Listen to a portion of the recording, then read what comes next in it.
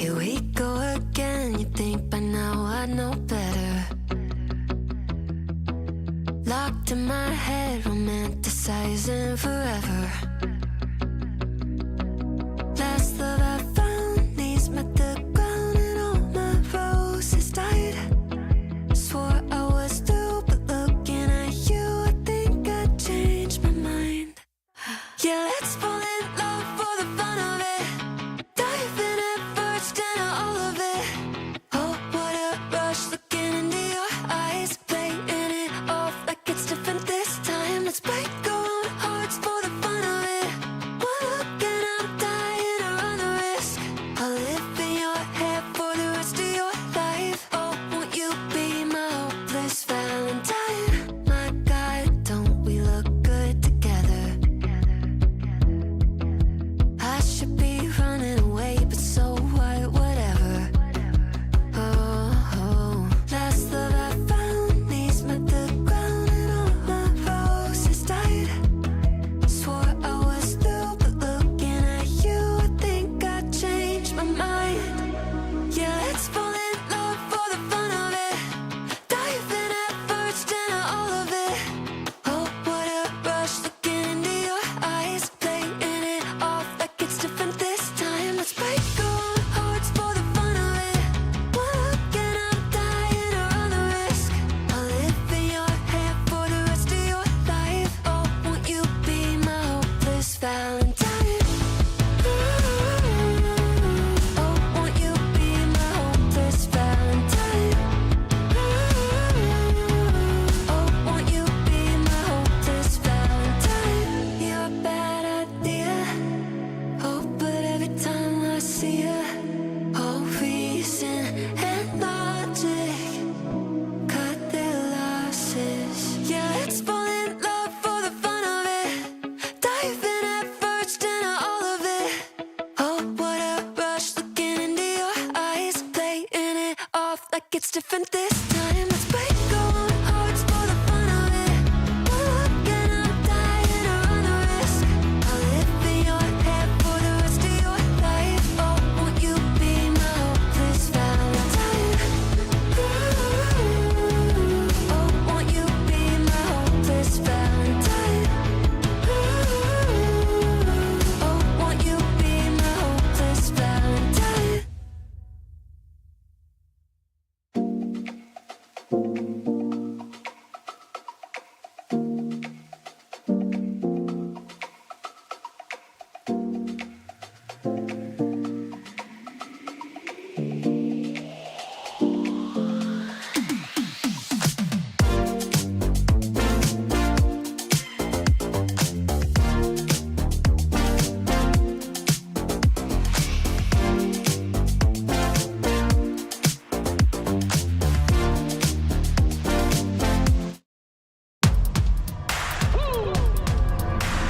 If you never risk it, then you never know.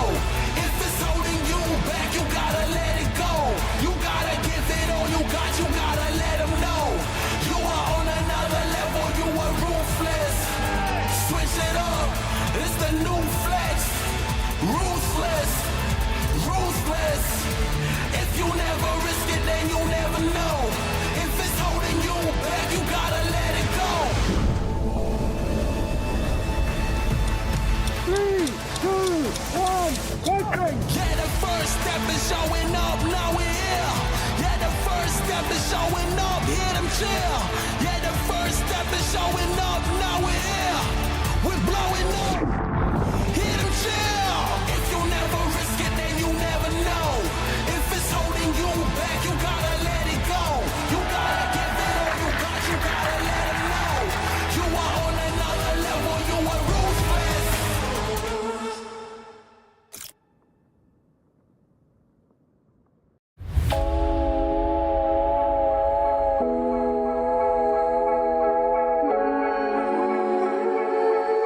So it's the penultimate day of the Rolex TP52 World Championships here in CASCAIS.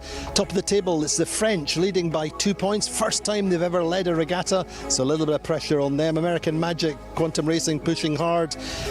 It's been a little bit of a roller coaster season so far for Platoon Aviation. We caught up with coach Morgan Reeser. So Morgan, how are things with the Platoon Aviation? It's been a tricky week for you guys so far. Yeah, I'd say number one, Andy, we miss Harm. We miss his passion and his competitiveness, and we've been pushing hard, but have made more mistakes than great decisions so far. So. And you've had some problems. You're losing your bowman, obviously, this week. You've got Marcus in. You know, you don't have to go looking for problems. Yeah, tough start to the regatta, but we've recovered from worse, I suspect. So a third of the regatta almost today. So all to play for. And what's your role within that mix and when the problems come along? I think just to keep everyone balanced. You know, at the end of the day, it's never as worse as they think when things go bad, and it's never as great as they think when they win. And perhaps we had too good a practice day with a 1-2. So what's the essence of that? What do you do exactly? How do you take the team through these problems? Just remind them that all we want to do is just sail a good boat race. We're not thinking about results in a perfect world, because the results take care of themselves with good execution and good decisions. And obviously also missing Geordie. Yeah, and another imbalance and new position for us. But you know, luckily Marcus is an excellent helmsman and good tactician himself, so you know he can fill in a bit as well. So where do you feel you go with the team from here to the end of the season? What can you achieve still? Still all to play for. If this season is anything like last season, when we rallied in the last few events to come within a whisker of winning, we still have hope. And the boat's getting faster all the time. It is, but clearly the position changes on the boat have made a challenge to keep the consistency and upward momentum going. Are there any sort of strong spots and weak spots for the boat and the team so far? Do you feel most confident? I mean, presumably we saw you really good in the breeze here. This could be a good day for the Platoon Aviation, do we think? Yeah, I mean, we certainly like this boat a whole lot more than our old boat in CASCAIS conditions. We haven't nailed CASCAIS yet, so hoping to get there today. And you've obviously been here many, many times before. How do you rate it as a venue? Well, to be honest, I want to move here. Since the first time I came here, I wanted to move here. I love it. Not just the sailing, obviously. What else do you love? The people are wonderful, the food's wonderful, the scenery's amazing, architecture, there's just nothing wrong with it. And you love a sailing club. It's a sailing club with activity all the way through the age range. Yeah, and you can sail in the bay and in 10 knots, you can go out in 25 knots in the ocean, and everything for everyone here. So at midpoint through the season, obviously discounting Platoon Aviation, what else are you seeing? Who's up and coming? What else are you recognising with the circuit? The French, more than anything. I heard they got all new sails, so that certainly helps. And they've been, staying away from the fray, starting on the edges and sailing their own races and sailing really fast. So more power to them. But in terms of the circuit and perhaps the kind of draw to other owners coming in, it proves it proves where the any team can come in and just work hard, as we're seeing also with the Italian team. Yeah, I'd agree. More than ever this year, the new teams have risen really quickly, and the Italian team's a super good example. And to be honest, I was thinking on the way down here, this circuit does an amazing job with venue selection, with execution on the water, with execution on shore. Can't beat it. This is your favourite venue then, is it? It is. Oh, yeah, easily. What do you like ashore most of all? The scenery. We're staying in the castle this week, and that's amazing. Every night going out for dinner is wonderful, whether it's the busy chicken place or one of the wonderful fish places. It's a great place to be. How's life otherwise? What other sailing, what other racing and coaching are you doing? Unfortunately, I don't stop. I'd love to be home more often with my family. I have an amazing wife and 4 sons, and still doing RC44s, M32s, J70s, Etchells, Stars. Olympic stuff? I think I'm going to fade the Olympic stuff this time, but I said that the last time, but I ended up in Marseille. So good. Well, thanks very much, Morgan. Have a great great day with the team. You got it. Thank you. So there we go, Platoon Aviation's coach, Morgan Reeser. Now, did we know that Morgan calls all his athletes tigers? In the meantime, the navigator from Alpha Plus, Ian Moore. So Ian, a windy day hopefully for the penultimate day of the championship? Yeah, it's looking fantastic. Azores High is back in play, and we've got strong northerlies down the coast of Spain and Portugal. And here it's going to be another 18 to 22 knot day with waves, fantastic. Back to sort of being a right-hand track, upwind, but more pressure on the run offshore. So sort of trying to put yesterday out of our minds and go back to the mentality of the first 2 days. Very exciting. How's the Alpha Plus team doing? Yeah, we've had a couple of bad days. It's been a little bit of a struggle. Yesterday was very, very different conditions, and we just got a little bit unlucky at the bottom, I think. So we're putting that out of our minds, and we are ready for. We're good in the breeze. We're good downwind in the breeze. So we're going to try and make the most of that. What's the essence of having a good 3-race day? Yeah, obviously you can't afford to have any, big issues. Being consistent, making sure that the boat doesn't break down. There's been a lot of stoppages, a lot of breakdowns, and touch wood, that hasn't been us so far. So we need to carry on with that, and just get off the start in reasonable positions. Don't have to hit it out of the park straight away. Survive the first beat and really enjoy that first run, and then so just a nice consistent day for us would be fantastic. You're up for it? We are, super excited. Sailing here has been fantastic, and 2 more days of the same is going to be great. So a little bit of pressure on the French, top of the table on Paprek. They're only 2 points clear.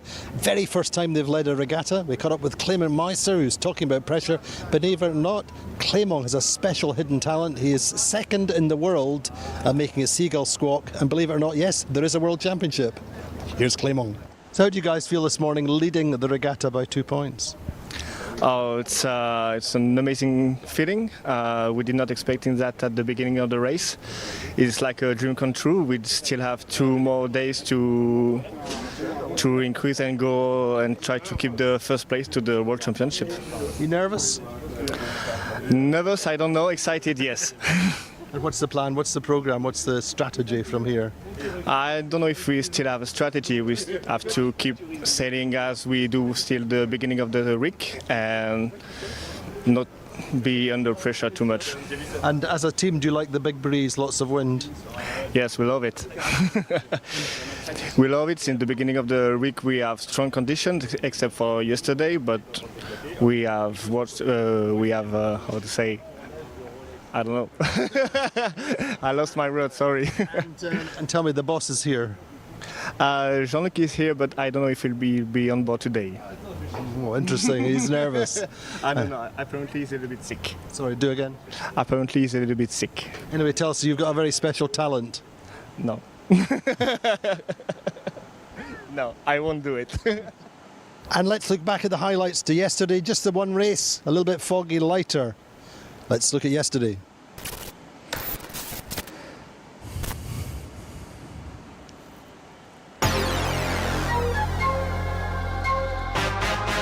Well, it's Friday here in CASCAIS. It's the 3rd day of racing at the Rolex TP52 World Championships. The 4th of July, American Magic Quantum Racing at the top of the table with a small lead. But really, every team is pushing so hard. A couple of good results today can make a big change to the leaderboard. Well, race 5, midway through the World Championship, the breeze is 270 degrees, about 8 knots. It's very misty. That makes it very hard to read the pressure, the wind on the water. Off the start line, well, Paprek come off the pin end of the line. Phoenix next up from the left. They make the best start and work the left. Alcedo actually have started on the right and come all the way back across the left. And that's the order round the windward mark. Paprek leading, Phoenix second, Alcedo third, American Magic down in 6th. Down the run, American Magic make a nice recovery. They get up, but it's a port starboard with the Paprek, and American Magic have to take a penalty, and that drops them back 2 or 3 places.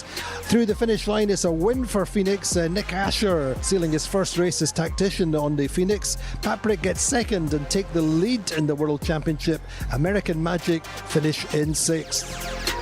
So after 5 races of the World Championship, it's Paprek, the French team, overshadowing the Americans on the 4th of July. 14 points for Paprek, 15 for American Magic Quantum Racing, and in 3rd the Italians, Alcedo on 28 points.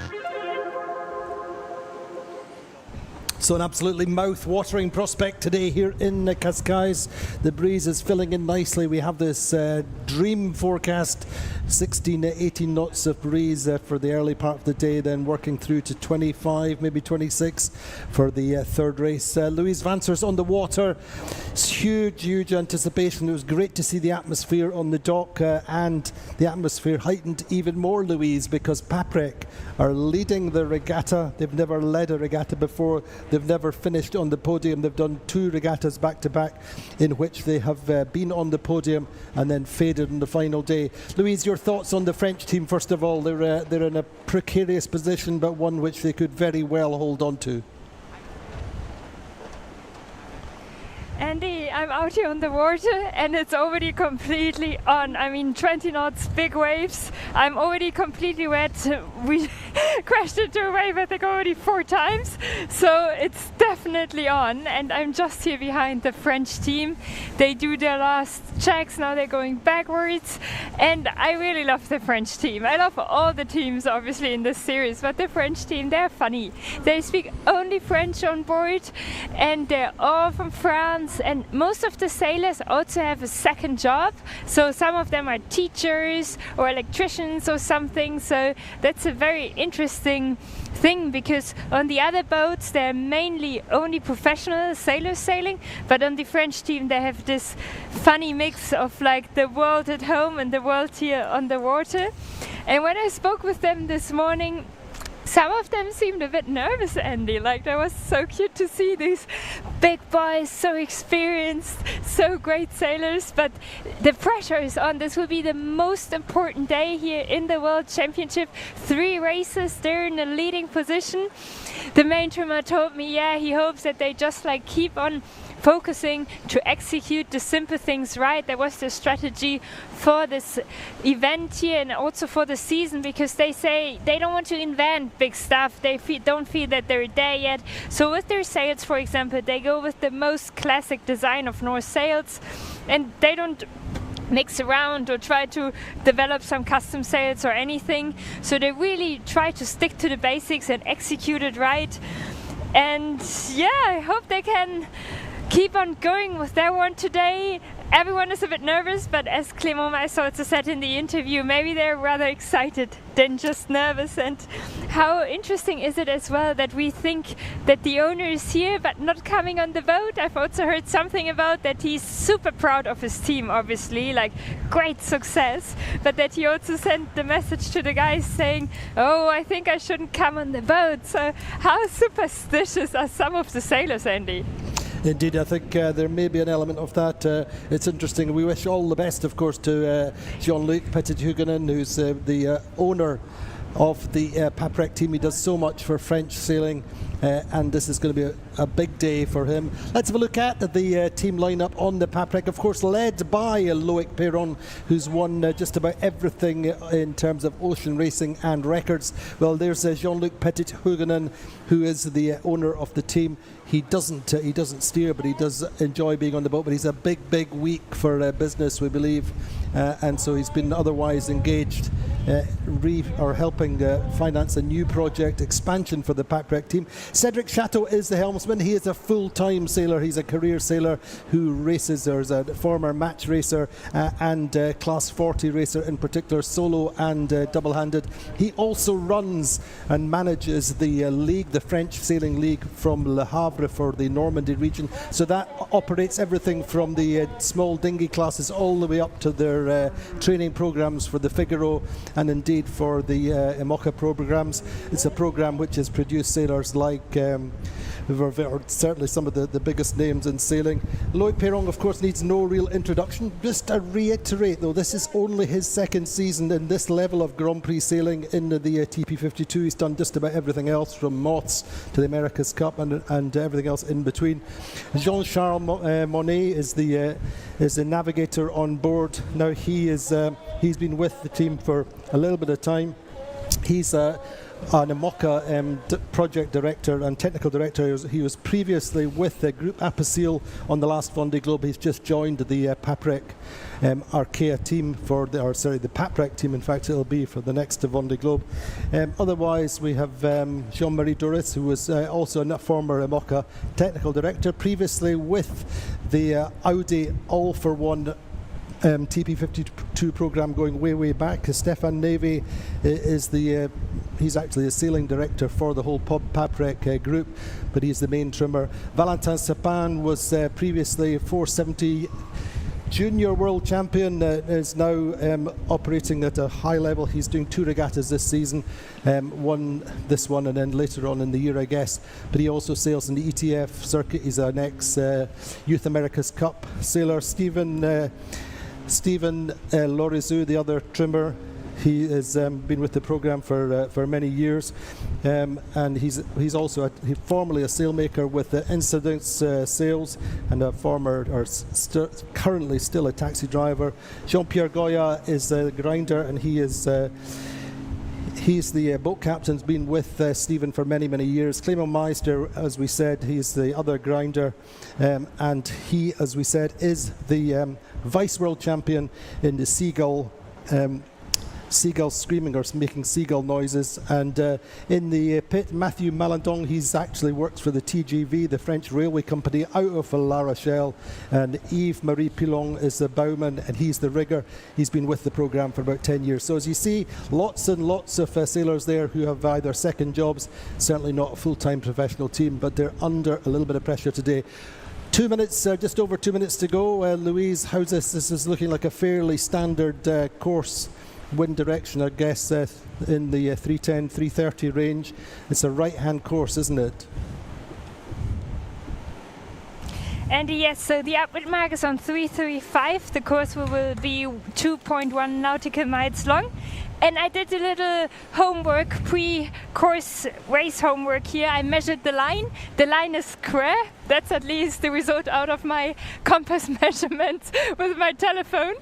But that's very interesting. In the past we had the bias on the pin because the right side of this race course is so favored with the acceleration in the Sintra mountain. So right bend and more pressure on, and then the right shift. So I think all the boats will start at the right side and try to tack as fast as they can to take that advantage from the right side. There's enough pressure all over for everyone, 20 knots, big waves. So I'm so excited for that race, Andy.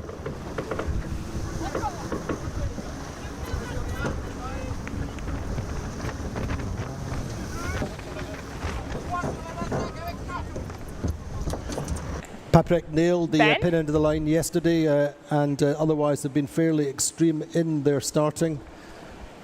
But otherwise, it looks like all of the teams fairly well set up for the line. There's one boat a little bit further back. Louise, your thoughts on Platoon Aviation starting towards the pin this time? I think Platoon Aviation has a challenge here in this event, you know, like things didn't really work how they planned it. So when you start at the pin, you stay out of trouble, you try to simplify, and that's maybe the right thing here. They were world champions as well, but new boat, new things, Andy, so I think they're doing good, starting more in space, more free, Andy. At the committee boat end of the line is Alcedo. Gladiator up there as well, and we're on almost at the gun, just a few seconds to go.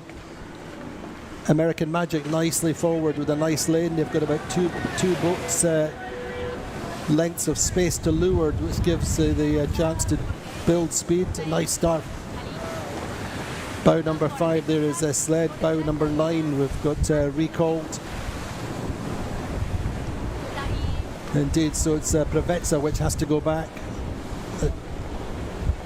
Costly one for them just when they need to get some really strong scores on the board.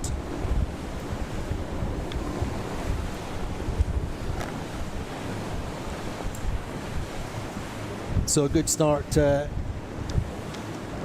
reasonable start from Platoon Aviation on the pin end of the line. They've got space to keep building speed.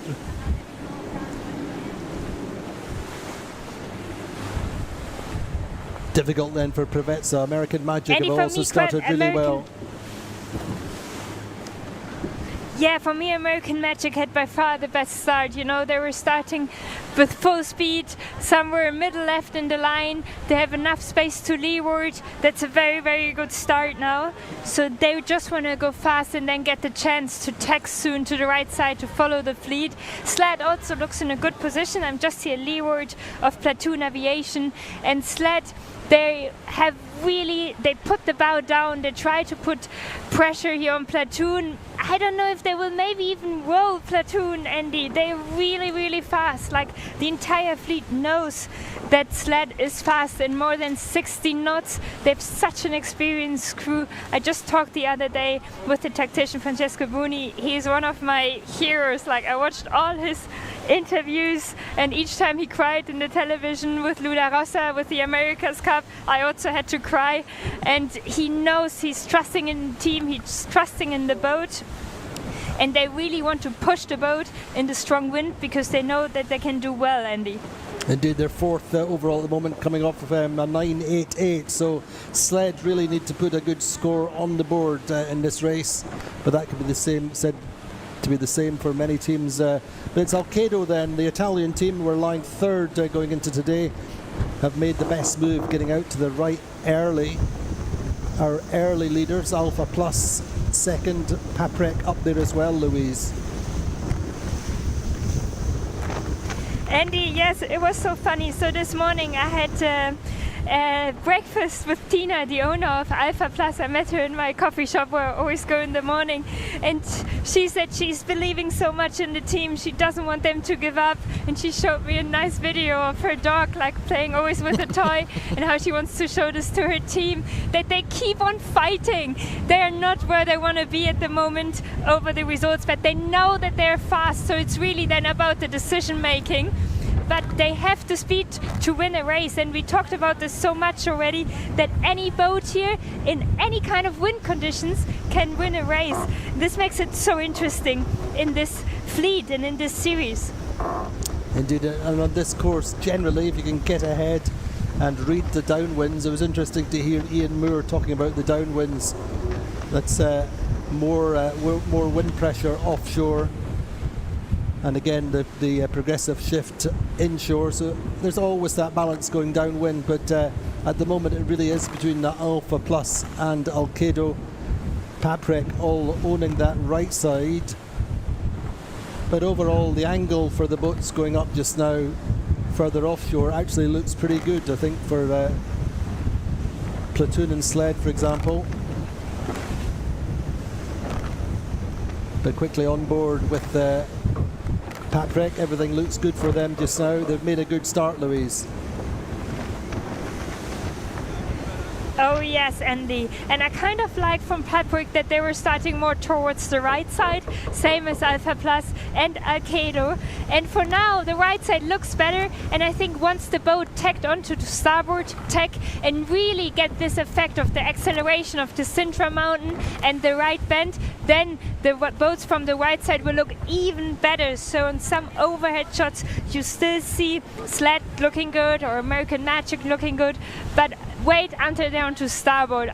Then it's really a banana going into the fleet. The further right you are, the faster you go, and the higher you can point with your bow towards the upwind mark, and then you sail less distance, and then you're in first, Andy.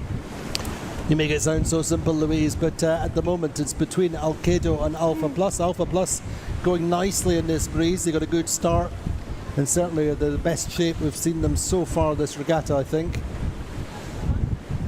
Just have pretty much control of that group to the right of them for the moment.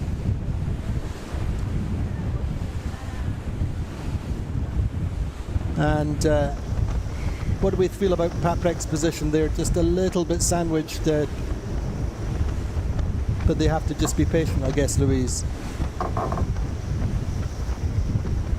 Andy, I agree with you. I think Paprek, they're fast, and they showed us the entire week that they're fast enough to survive in these conditions, and also when you have a difficult lane, to manage the lane. This is how you always call it as a sailor, like main management. You want to save the lane. You want to keep on going in your free air. You don't want to fall in the bad air of the other boat that is leeward or windward of you, because that will slow you down.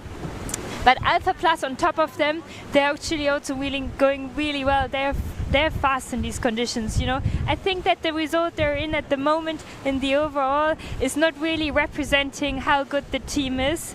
So they don't have an easy competitor and easy boats next to them. Also Gladiator, the defending world title, just leeward of them. They have fast boats around, Andy. Indeed, we're just watching American Magic, who seem to be a little bit further down the leaderboard for this race than they'd want to be, and slightly trapped. The boats now will start coming across on starboard. Be interesting to see what American Magic can do from here. There's no easy passes in this fleet, although we have seen some big gains on the downwind. But at the moment, it's a question of holding on to the lane and keeping focused on this upwind. A little bit of patience required. But Gladiator going really well out on that right side as well. We see them in third, but for sure we tend to feel that this group on the right could be the top four round the top mark. Do you think, Louise? Andy, I agree with you, and we are now kind of middle of the course, so the boats there in the right corner should slowly start thinking about when do I want to do my tech, how do I don't want to do my tech, and where to position myself. So for example, Aikido, the furthest right boat, I'm sure the strategist and tactician Álvaro Marinho, for example, a local legend here from Portugal, will all the time try to understand now, okay, if I tack onto starboard, I'm right of way boat, so the other boats have to avoid me, but will they tack in front of me? Am I strong on them? Am I weak on them? Just to understand how many more boats can do a tack below them, in front of them. And that's then the crucial factor on if they go on the ley line, before the ley line, how much they will go before the ley line, just to then have a free lane on starboard. But you still want to be one of the furthest right boats because of the geographic feature here of the acceleration and wind bend from the mountain of Sintra. And the other days I always spoke about the icing on the cake, Andy. That's what I really like. Whenever I eat a cake, the icing, I eat it first. And You do I not. see it here That's a on travesty. shore and on the water. Yeah, tasty conditions. I like the icing. So big white clouds offshore and also nice icing on the mountain of Sintra. When you see these clouds, I've heard from one of my 470 friends here from the club, Carolina, she explained me, then you know it's on and the right side will do its magic. Good, I hope you're not giving away any secrets there, Louise, other than eating the icing on the cake first. The right is perceived to be the strongest. Now, how does that leave American Magic, the team which are chasing their 8th world title and are 1 point behind Paprek? How do you see their position at the moment? They're in 7th and a little bit in the traffic, a little bit pinned out to the left. Andy, good question. I think for now, if I would be on American Magic, the tactician or the strategist, they're incredibly well sailors. So I'm sure they have a very, very good plan. But I would be nervous because they kind of like lost a little bit the touch from the group there from the right side. From my perspective right now, I'm here on top of Platoon Aviation. The right groups look really already a little bit ahead, like they have meters in between them. And American Magic wants to stay close to Paprek, like they cannot allow another bad race. They were in a good position yesterday in the first downwind, and then they had a penalty situation with Paprek, like starboard port in front of the gate. This is a mistake, you know, Andy. Like this is. Maybe they slowly start to get nervous. I'm sure they saw the situation different, but you can see that they're under pressure. So I would be nervous seeing Paprek now going so well on the right side and you a little bit on the left side. Like you really want to go fast now and hope that you can get as close as possible. But yeah, nervous American Magic boat, I would say. Indeed, you were talking about that incident yesterday, port starboard, downwind, first gate. We're approaching the first gate between Paprek and American Magic. That was not a scenario which developed quickly, was it? No, actually, Andy, you're absolutely right. Like, you could really see it coming. And because it's a gate, like, there's not that Paprek then has to round that mark or something. No, Paprek could also sail on starboard just to the other mark. So I think American Magic was expecting that Paprek would jibe and round that mark. But Paprek, they want the win, you know? In French, you say tu es chaud, so they're on fire. They want to win here. And Loic, the tactician yesterday, told me, oh, you don't have any friends on the water. We are all friends on shore, but you don't have friends on the water. So they really didn't give any advantage there as well to American Magic. And if you have a competitor and you can give them a penalty, why wouldn't you? I think that was a very good move there by Paprek, pushing this a little bit. And yeah, now American Magic is really much under pressure. And also, I think it was so interesting. Loic, the tactician, he's so humble. Yesterday he came to me and he told me that he still needs to go back home now reading the sailing books, because yesterday when he was in a leading position he did a mistake and he's so upset with himself. So he went home and read the sailing books. So I think I can see them in first position now, Andy. So maybe he learned something very interesting in that sailing book yesterday. I think we all want to find out what that sailing book was, Louise. But yes, it's the Allegra, the two blue boats, in fact, top of the table just now. Well, certainly we're seeing Paprek and Alcedo, though American Magic and Sled going across, actually looking quite good for all that. Sled on port, Paprek on starboard, converging all the time.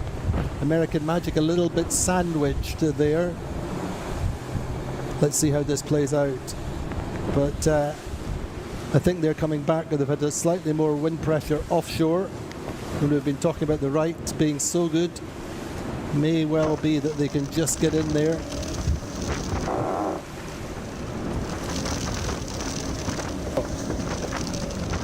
Alcedo then on board with Alcedo, just trying to get a better angle. And in the end, Sled tacking onto starboard. American Magic go through.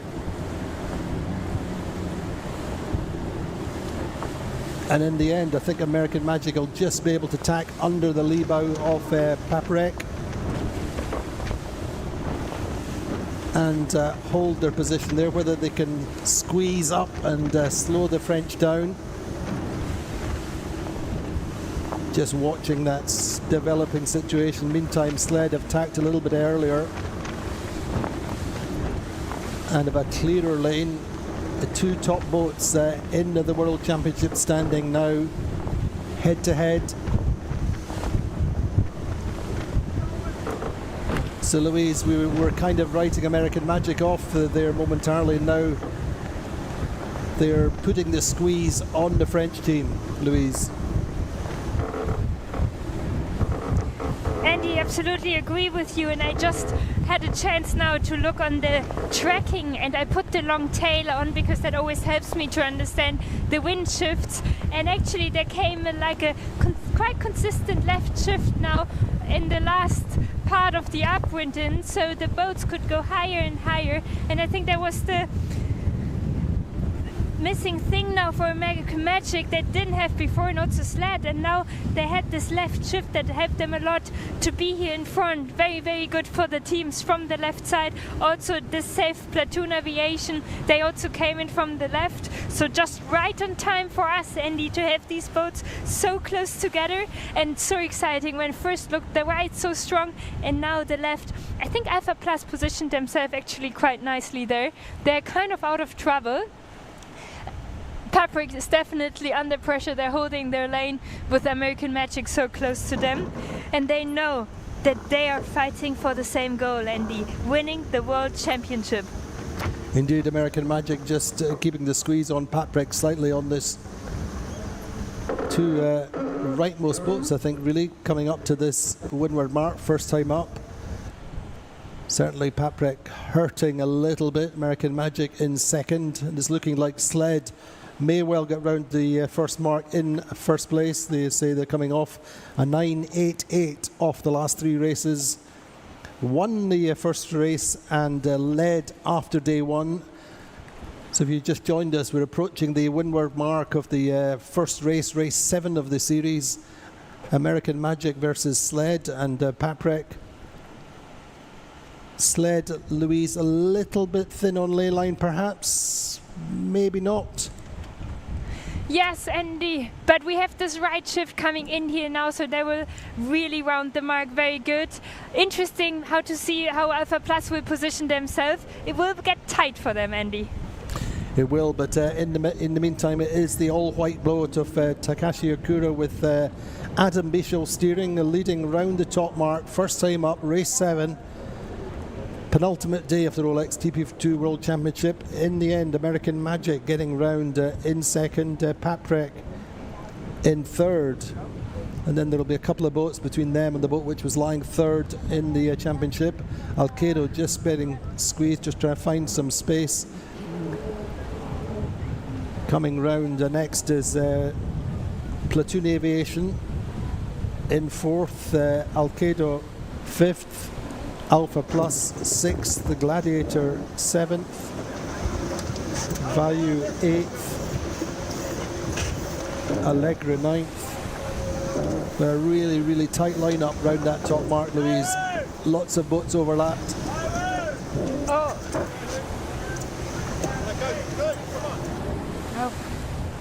Oh yes, Andy, everyone arriving at the same time all together and actually parking themselves a little bit. This is quite good. Like Platoon was on a really thin ley line there, holding everyone higher and slower. So good for the 3 first team and good for Team Provetzer that had to go back after the start because they were over the starting line, and now they could make some meters good because that group slowed down quite a lot. But the first 3 boats, they are kind of now playing their own game. Paprek on American Magic really putting pressure on them. Andy, let's think back to that race where Paprek rolled American Magic on the final jibe there, on the final downwind.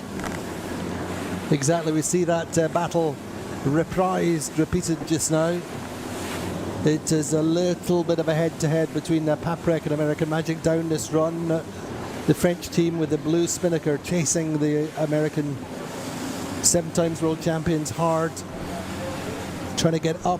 Now what, if you're the helmsman of Paprek, what are you trying to do, Louise, relative to American Magic? Andy, as you're speaking about it, I think they're exactly doing what I would do as well. They really try to put pressure here on American Magic. They try to sail a little bit higher, you know. They put the bow up a bit more just to push American Magic higher as well. So they want to play with them. I really like this. This is spicy, Andy. This is action, not just following that boat. No, they want to sail a bit higher to put full pressure on them. And when you once get rolled, like I'm sure all the sailors can agree with me here, this is one of the things that hurts most the ego, Andy. When you get rolled by another boat on a reach, on an upwind or on a downwind, like this hurts. So I'm sure American Magic doesn't want that this is happening to them again. So they will focus and push as much as they can now to escape from Paprek. Indeed, the American Magic, they say the benchmark team for so many years on the 52 Super Series and these World Championships, being pursued all the time by the French team, which has a number of, let's call them amateur sailors on board, in the sense that they have day jobs. They have one of them works for a medical start-up, one of them works as a taxi driver, one of them works in with the railway company, and they are pursuing the world champions, 7 times world champions. And at the moment, in fact, the American Magic just seem a little bit quicker for the meantime, Louise. Yeah, it's very interesting. Like sometimes Paprek has some really good moments. They get the pressure first from the back and they can pick their waves. They can choose how they want to ride it, up, down. While American Magic has to correspond as well a little bit and always look back what their boat behind them is doing, whilst Paprek is automatically looking forward.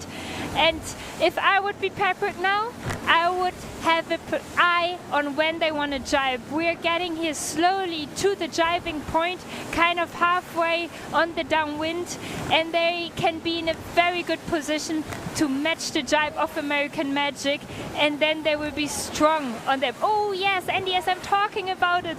They actually prepared the jibe before American Magic. Very strong move here by the French team, and they have a beautiful jibe just before American Magic. The spinnaker, the Janaka collapsed, Andy. A little bit, they're just losing a boat length to American Magic, whose jibe was slightly smoother just when the French team needed to attack the Americans. Just a small error. In the meantime, Louise, let's not lose sight of the performance of the other American team, Sled, who are leading this race by over 120 metres at the moment, sailing an immaculate race so far, aren't they? Absolutely, Andy. I think they were very frustrated after day 2 and also yesterday, day 3. And they have so much talent on board, like huge experience. Unfortunately, the owner is not with us here. He's not on board. But this team is really trying to make the owner proud, and legends on board. Like most of them are my heroes: Mary Jones, Francesca Bruni, Don Cowie, like people I look up to since I'm a small girl in my Optimist. So it's very nice for me to see them sailing here, and I truly admire that team as well. Indeed, just watching how the rest of the fleet is going on the tracker. No immediate gains. Gladiator going quite nicely. They were the first to jibe early out to the left on this downwind. Guillermo Parada and co on the Gladiator, pushing hard in fourth.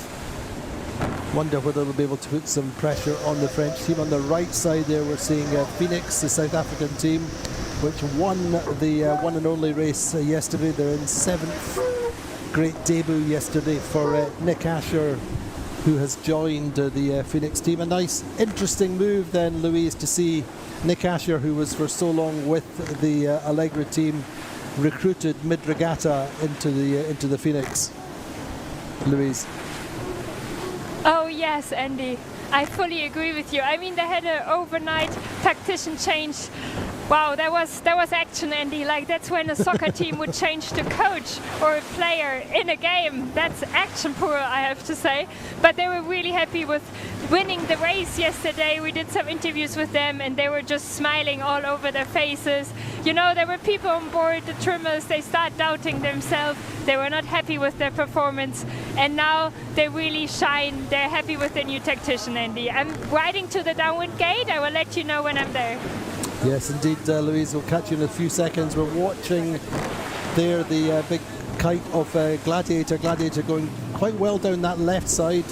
American Magic will cross comfortably. American Magic really going quickly in this building breeze.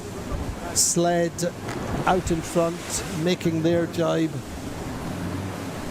Nice, solid, steady jibe, not under immense pressure, with a 170 metre lead over American Magic. Paprek have lost out just a little bit to the French. Sorry, Paprek have lost out a little bit to the Americans. Gladiator in fourth. And the loss really down this run has been to Alcedo, hasn't it? Louise. Andy, I'm at the downwind gate now, and yes, I agree with you. Like, I also think the French, they lost, like, there was a moment halfway on that poor jibe where they didn't kind of match the speed anymore of American Magic, but wow, what a gust is sitting in here now at the downwind gate. More than 20 knots here in that gust, so breeze is fully on here at the World Championship for this second upwind, and I see the left at the moment a lot more pressure than actually on the right, so I will expect a lot of teams going first to the left before they might go to the right side, Andy, and let's see what will happen here at the downwind gate. In the past we've seen a couple of boats struggling actually with the maneuvers. Indeed, Gladiator have got themselves up to third. Paprek a little bit early, and their drop seemed to be quite slow coming to the right hand mark looking upwind, and they've lost the place to the defending world champions. A little bit quieter, that gust seems to have gone through. The boats coming into Leeward Gate relatively sedate. Alcedo are one of the teams which has lost a little bit on that downwind. Sled will be challenging now for the podium place, or the interim podium place. On board, working hard at this leeward gate. On the left-hand mark is Alcedo, pursued by Allegra. Allegra have had quite a decent run as well, getting up to 5th. But a very, very busy leeward gate, Louise. Oh yeah, Andy, everyone arriving at the same time. Wow, this is adrenaline pure, because the boats are so like sensitive to steer, and they can change directions so fast. So when you see one side of the gate is full, they can still commit and to go to the other side of the gate. But I see a big gain here on that downwind for Gladiator, of course, but also for Paprek. They are back in the game after sailing back for their over early start. And I can also see it kind of a loss, unfortunately, for Platoon Aviation and also for Alpha Plus. They were more in front, arriving in a pack there at the first upward mark, and now they're more towards the back of the fleet. In fact, Andy, I see a red flag. I think there was a protest, and I think Platoon is doing their penalty now. Oh my goodness, that's the last thing they need at this point in the race, having got themselves up to a 6th for the in the meantime.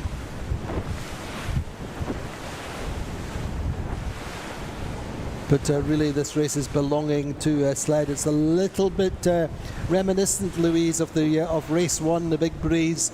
Sled went out and won that one in the same style as they are imposing themselves on this race number 7.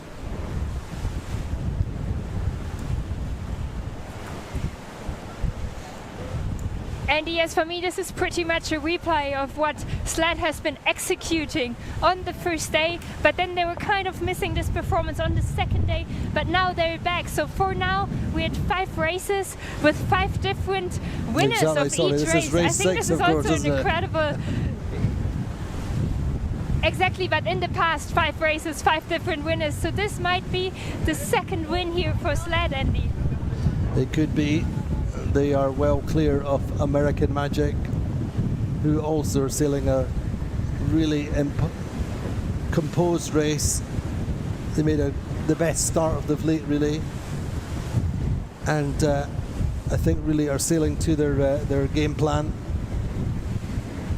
But credit also, Louise, to Gladiator. You know, Gladiator were 7th at the top mark first time up, did that early jibe and have got themselves into 3rd. So close is the leaderboard, although they're 7th at the moment on the leaderboard. They're only 5 points off the podium.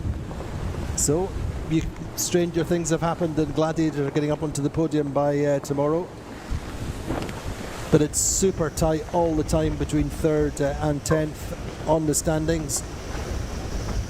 Quick on board with Tony Langley steering the Gladiator.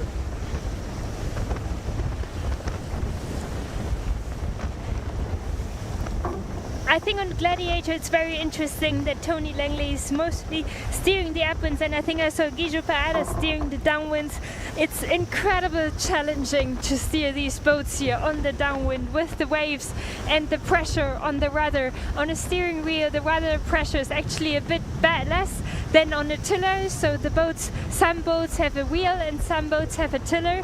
And when I spoke with Tony, the owner of Phoenix, he described the feeling quite well. He said he has a tiller, and he said, well, it's all the time, you're on the edge, you're losing it, oh, you're back, you're losing it, you're back. So very challenging here for the owner drivers to drive the boats. Already for professionals, this is a huge challenge, but I fully admire all the owner drivers sending the boats here downwind.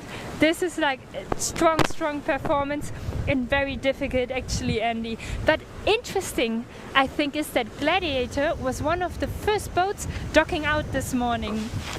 A lot before all the other boats. So when the other boats were still preparing, changing clothes, all this, getting makeup on, sun cream, everything, they were already off preparing themselves for this race day, and they are hungry. Defending world champions, I've been there as well. You know, you start different in a World Championship. You want to defend your title. You're the only boat in that fleet who can lose something.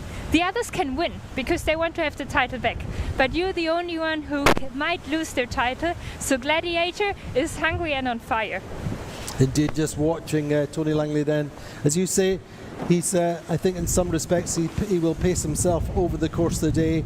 It's a 3-race day, and so steering the downwinds and letting Guiget do his thing on, Tony steering the upwinds and Guiget steering the downwinds.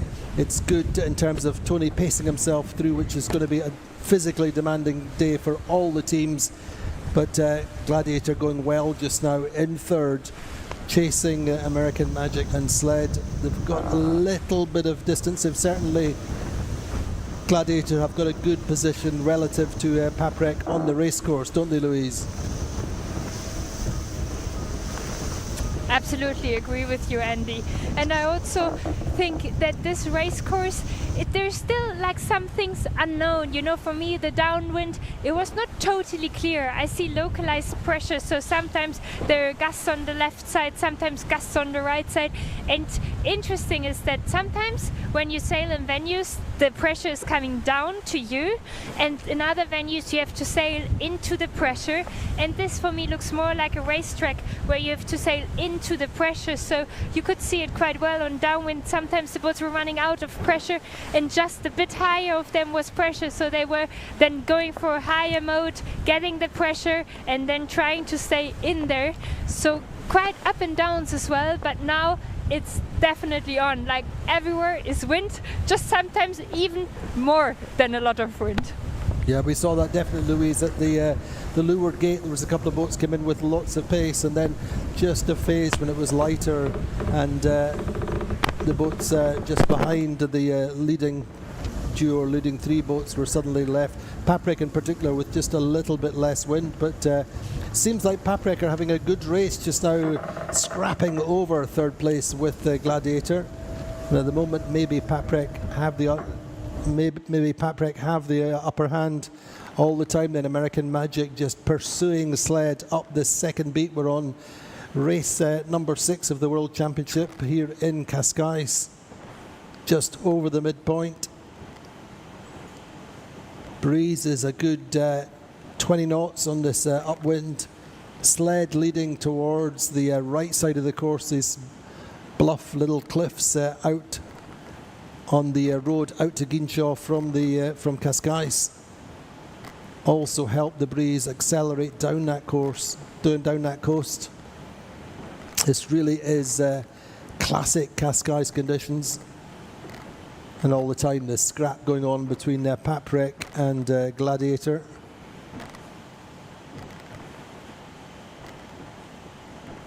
Sled repeating their race win at the moment. They won race 1 on day 1, 1 in the 3. They were with a different race regatta leaders every day, starting off with Sled, then American Magic, then Paprek, and it's going to be interesting to see who's leading at the end of today.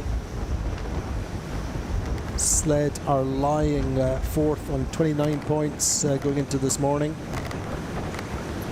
Just a single point behind Alcedo.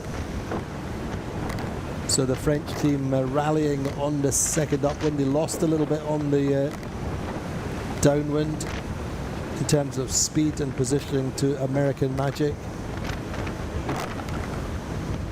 And they've got themselves ahead of Gladiator. And we're going to see there's Ray Davis and Guiget talking to Tony Langley, anticipating what Paprek will do, whether Paprek will tack on them.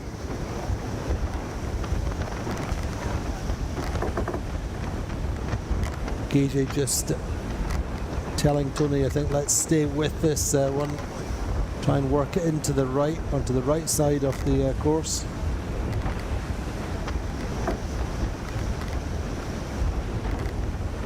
Great battle then for 3rd and 4th. Allegra coming away steadily. They were 10th at the top mark, up to fifth just now. They have Michele Avaldi, then the new tactician on board Allegra.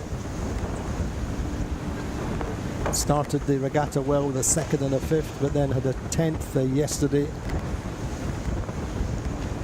which is a little bit tough for them to take, in the sense that their tactician Nick Asher, who they parted company with, won that race. So Allegra bouncing back nicely with a fifth at the moment, going well. Andy Soriano, super experienced offshore racer and Grand Prix inshore racer. They finished third in the World Championships before, and in general they've very often done well here in CASCAIS from memory. Quick look at the lineup then on the Allegra. Andy Soriano then as the owner-driver, Michele Avaldi, tactician Michele Avaldi, an ex-470 sailor as well, used to sail with his brother Will Ryan, 470 Olympic medalist twice. Francesco Mongeli, long-time navigator on the Allegra. Paul Wilcox in for this regatta, previously with the Phoenix. He's doing runners this time. Chris Cowan, floater. Elliot Willis, past 2 times 470 world champion, who sailed with Nick Asher. Pierluigi Felici, a young Italian navigator. Trimmer, I do beg your pardon, along with Andy Hemmings, 470 sailor of some repute. Sebastian Ten Hag, the project manager and grinder, along with Mickey Ganuti. Jonathan Boise Taylor on the pit, Joe Cox in the mid-bow, and Manu Caputo on the bow, his first season with the Allegra. Super experienced bowman, and say they're going quite well on this Upwind, holding fifth, chasing Gladiator. Paprek actually have got themselves a decent distance ahead of Gladiator, though Gladiator are now to the right. It's going to be all about the approach to this windward mark.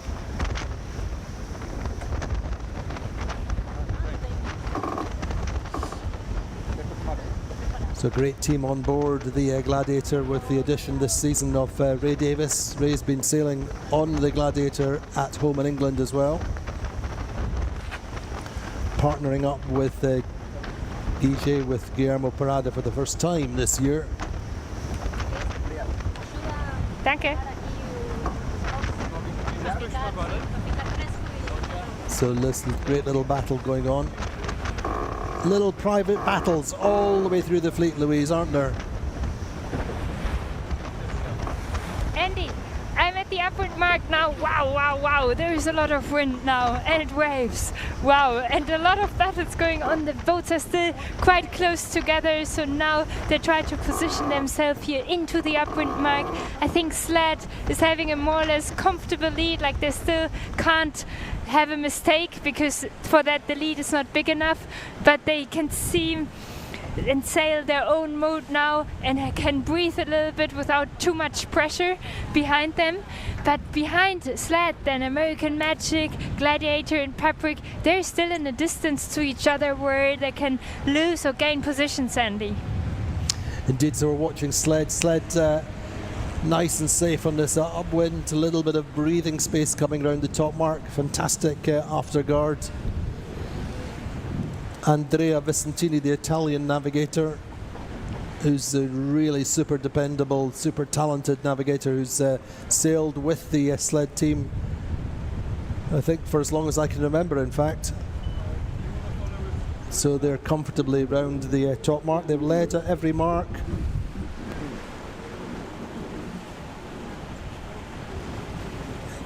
Again, Louise, they're the team which was saying, certainly over the course of this season, back end of last season, that they were really looking forward to getting back into breeze and back to places like CASCAIS, and showing how accomplished they are in the wind and waves.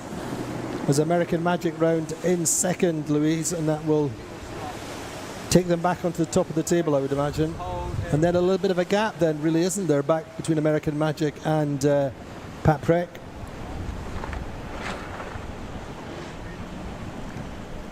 Oh yes, and the gap is actually bigger between American Magic and Paprek than what I thought initially. So Paprek has to worry more about Gladiator not overtaking them anymore, so they don't get more points in between American Magic and them, than that they can actually go and attack. That's interesting, but nice for Paprek that they could overtake the defending world champion here on that upwind.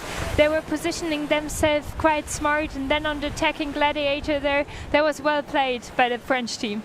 Indeed, just wondering what's going to happen down this round this offset mark. Remembering that Gladiator jibed early, went down the left and made some gains. What will Paprek do, Louise? Do you think they will carry on down, or do you think they will jibe early, anticipating perhaps what Gladiator will do? Good question, Andy. I think they will go here for a straight set, because if you do the jibe there, you also always risk a little bit. Like, this is a difficult maneuver, and when you want to focus on executing the simple things right, then you should go for a straight set. So what they actually exactly did. Interesting, Gladiator just went for the jibe here again, so they try to do the same thing as they did the downwind before, where they made so many meters good. But Paprek will go straight and follow American Magic. So now it's a little bit, we are back in casino, Andy. If the Gladiator will have more wind on their side, or Paprek more wind here on the left side, it's very interesting, hard to say. I bet on blue. You bet on blue. I'm going to bet on blue as well. No disrespect, no love lost with the Gladiator absolutely flying. Looking at the images of them heading out to that left side. Paprek are just jibing now as well. Great to see these waves. Do you know I can't hear them? What? I can't hear them. Just watching these waves rolling down the course. Sled on a wave, and Adam Bichel just pulling the bow up. As he said to us the other day, it's all about wave selection. It's all about staying on the wave. Don't drop off the front of the wave. That's slow. And just watching a real object lesson in sailing in big waves. Watching how Adam and the trimmers position Sled. And look at their lead now. It's a long, long way ahead of American Magic. 340 meters and absolutely flying. See great images, able to see how the Sled team get the extra speed downwind. Adam, as we said a few times before, ex-49er sailor, also a skiff sailor, an Aussie skiff sailing family indeed. And it's always fascinating to see how they always get right to the very, very back of the bus. And watching how you can see Francesco Bruni there, and indeed Murray Jones are absolutely right at the back of the boat, watching the breeze coming in, telling calling the trimmers and the jibe. Tell you what, once they've done the jibe, let's have a quick look after the jibe at the team lineup on the Sled for this regatta, and say unfortunately missing Mr. Akura. A big shout out to him. I'm quite sure he's watching at home, as indeed many of our absentee owners are. Really solid jibe from the American team. Represent the New York Yacht Club. Adam Bichel, coach and helm. That's an interesting dual role, but he is steering this week. Francesco Bruni won the World Championship and the 52 Super Series title back in 2021 with the team. Murray Jones steered then. He's strategist working with Keiko. Andrea Vicentini has said this a long time in Navigator. Jeremy Lomas on the runners. Simon Johnson in this season as a floater. Don Cowie, the Don, he is a hugely experienced project manager and America's Cup main sheet trimmer. Ryan Godfrey, trimmer. Christian Camp is the other trimmer. Cian Guilfoyle, the big powerful Irishman, is one of the grinders opposite Hideki Wakayama. Andrew McCorkadale in the pit, Norio, a guy on the mid-bow, and Ivan Point on the bow. In the sharp, at the sharp end, and they're still absolutely flying. This is looking for all the world like a second. Well, it's actually, the lead is even bigger, 450 meters ahead of American Magic. And correspondingly, American Magic what's that, 500 metres ahead of Paprek. The battle, though, the Louise, is still on between the Paprek and Gladiator. But what a fantastic conditions, what fantastic Andy, I sport. agree with you. I agree with you, Andy, but I'm so nervous and so sad. I don't know what's happening because Platoon Aviation doesn't have the Janaka up, Andy. They're very, very much in the back of the fleet. No Janaka up. I can see them without, I don't know what's happening. Maybe we can get some onboard footage or something because they have a new bowman today. We had this problem with Doogie. He fell in the water the other day and now they have a replacement. I hope everybody is alright on that boat, but I'm worried because no one has a Janaka up. We'll have to wait and see for that afterwards. We don't have an onboard camera with Platoon Aviation just now, so that's one to watch. But in the meantime, Sled way out in front. We're really watching the battle behind between Paprek and the Gladiator. Paprek impregnable at the moment, their defences. In front of Gladiator, the defending world champions. Fleet opening out. Look at the difference, the distance between American Magic and Paprek. Quick on board with the Gladiator. You can see Guige then in his full foul weather gear coming downwind, steering. Big grinders working hard with the trimmers. Simon Fry there. Dragon world champion also this year. So that's the quick look at the tracking. Sled, American Magic, Paprek, Gladiator, then a gap back to Allegra. And it will be a win then, second win of the regatta for Sled. Should take them up to third place in the American Magic, and Paprek will end up on the same points, I think, after this. So the finish line of race 6, not race 7, is Sled coming through. Then there'll be a long delay, if you like, a nice big gap back to American Magic. American Magic really did not do too much wrong in that race.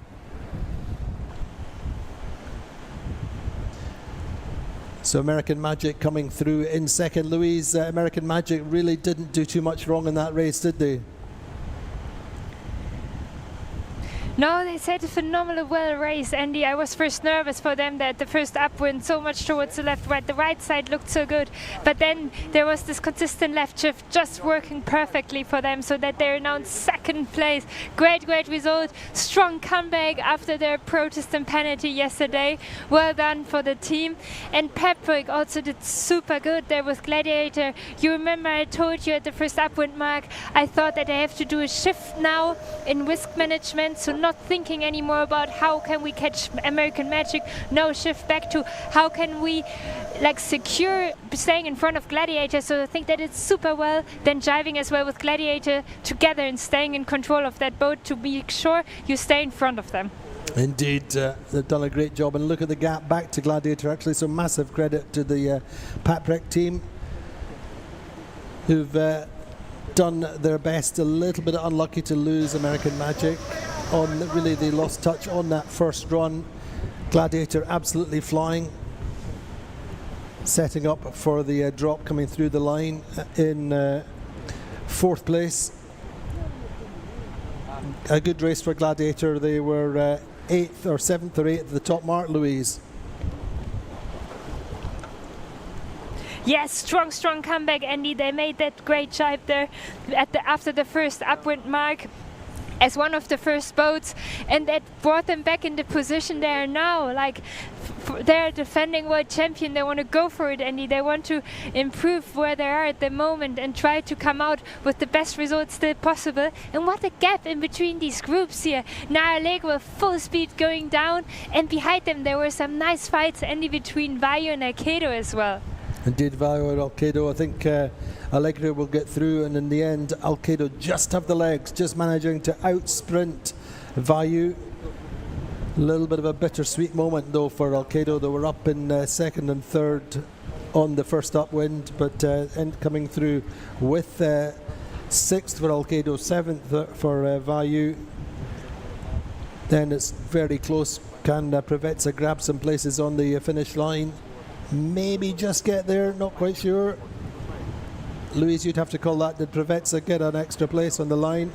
Maybe not. In fact, in the end, Alpha Plus get 8th, Phoenix 9th, 10th is Preveza over the start line, unfortunately. And in 11th, Alpha Plus, I guess. Oh, sorry, no, I beg your pardon. Andy, in Sorry, 11th we have Platoon Aviation. Which we have that technical yes, problem. and as I've said before, they're still without Janica. They're still halfway on the downwind, so it would take them a lot of time to get to the finish. They were sailing just with jib in main. I don't know what happened. I was too far away. I was all the time just next to Sled, leeward of them, and I saw them then dropping the Janica. So something happened on Platoon Aviation. I will find out when and let you know. We will. The good news is in this second and third races today, we'll have the injured bowman Doogie will join us for the commentary. So hopefully he can give us some insight into what happened with the platoon in that race, and we'll have his expertise, his expert view of the next two races. The breeze building consistently. This is really fantastic racing conditions. This is why we come to CASCAIS, waiting for Platoon Aviation to come downwind. But of course, Louise, we, the 52 Super Series and the Rolex TP52 World Championship are not the only show in town today and tomorrow. There's also the biggest local regatta here in Portugal, isn't there, Louise? Andy, yes, exactly. The whole club is full. The whole city is full of sailors. Our hotel is exploding because there's so many sailors. It's so nice to see so many boats here out on the water. J70s, Imoca 60, all kind of boats. And this competition is actually really famous here in Portugal, Andy.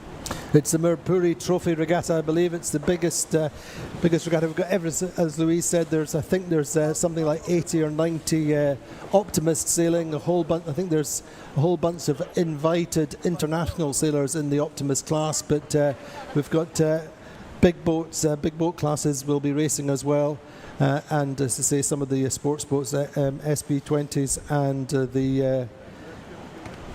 and the J70s, I think. But it's a big weekend, and Merpuri's big supporters of Portuguese sailing, and indeed their sustainability goals very much align with those of the 52 Super Series and the Rolex TP52 World Championship. Just waiting for Platoon Aviation to come down through the finish line.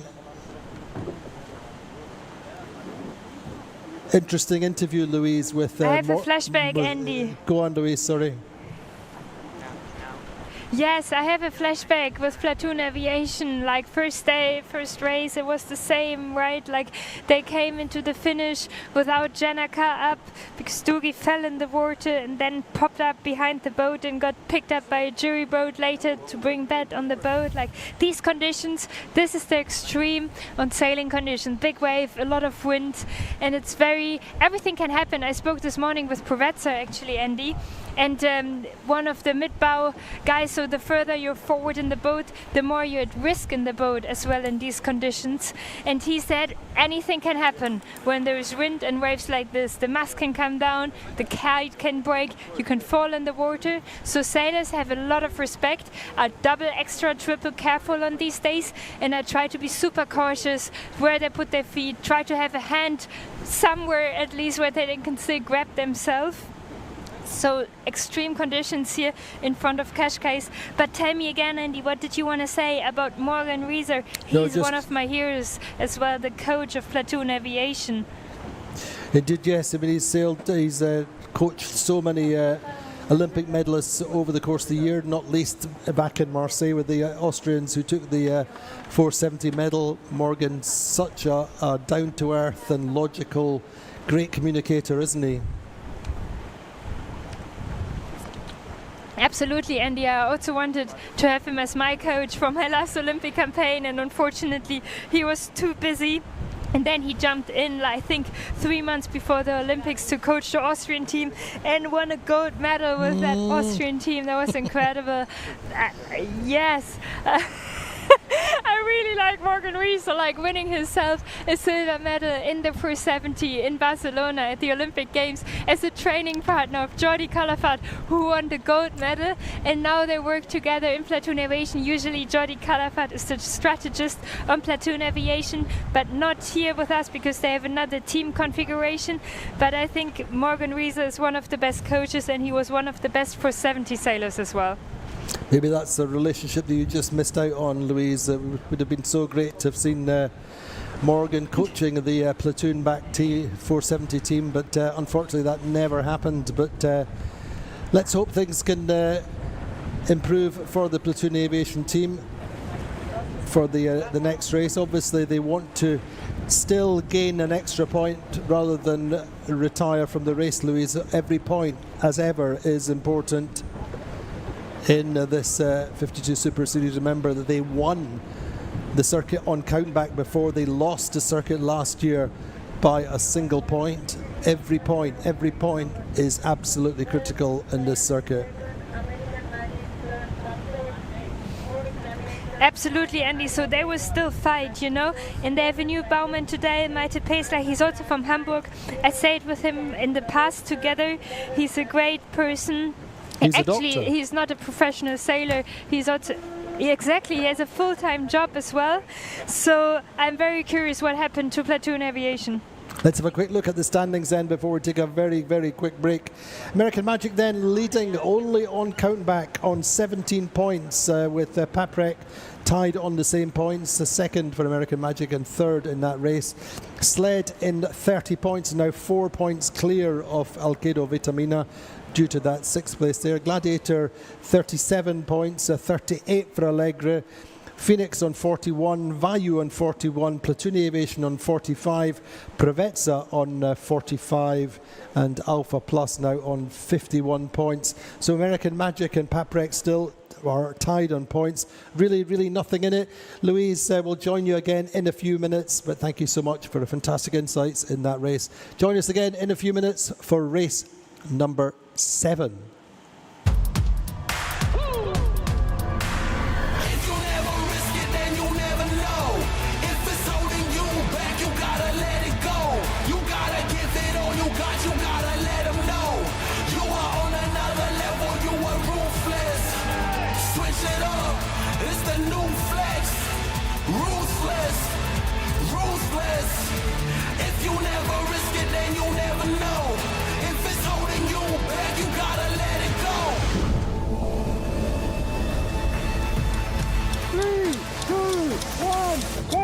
Yeah, the first step is showing up, now we're here.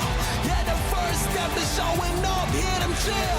Yeah, the first step is showing up, now we're here. We're blowing up, hear them cheer. If you never risk it, then you never know. If it's holding you back, you gotta let it go. You gotta give it all you got, you gotta let them know. You are on another level, you are ruthless.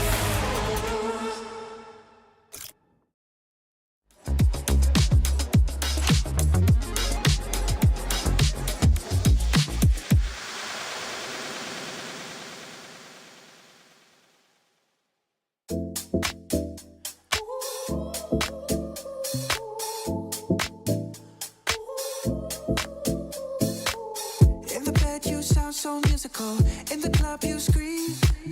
God like gaze, you're so beautiful, but you're not for me.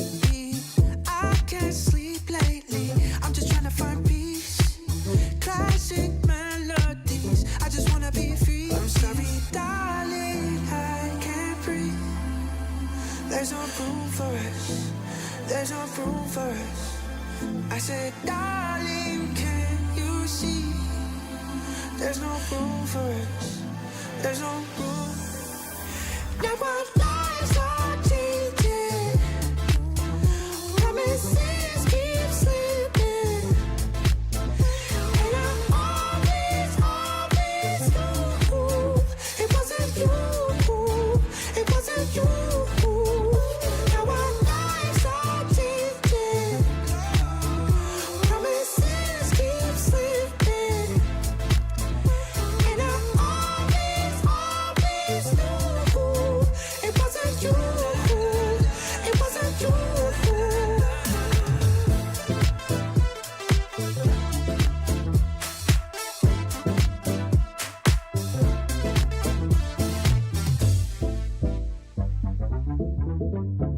And she said, boys out here coming from a mile away. Not as sleek as you think.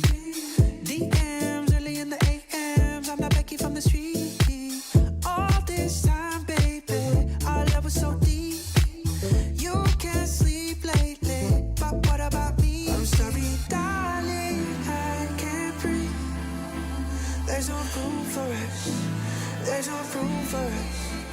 I said, darling, can you see? There's no room for us. There's no room. Now our lives are changing. Promises keep slipping. And I always knew it wasn't you. It wasn't you. Now our lives are changing. Promises keep slipping. And I always knew it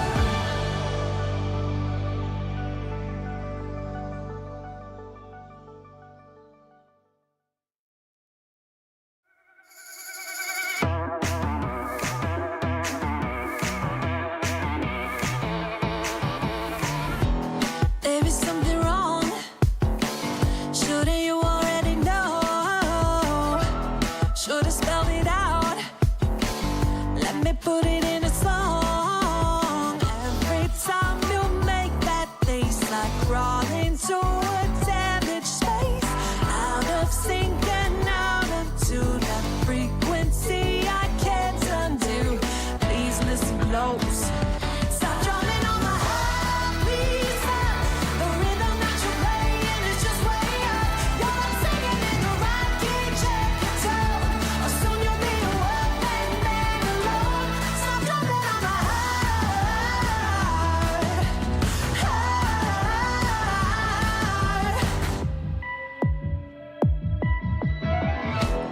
Why you look surprised when we've done this all before?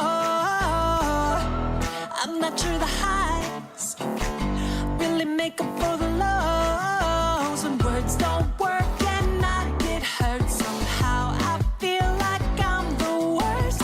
Manipulation overload, but babe, this time I'll steal the show. Please listen close.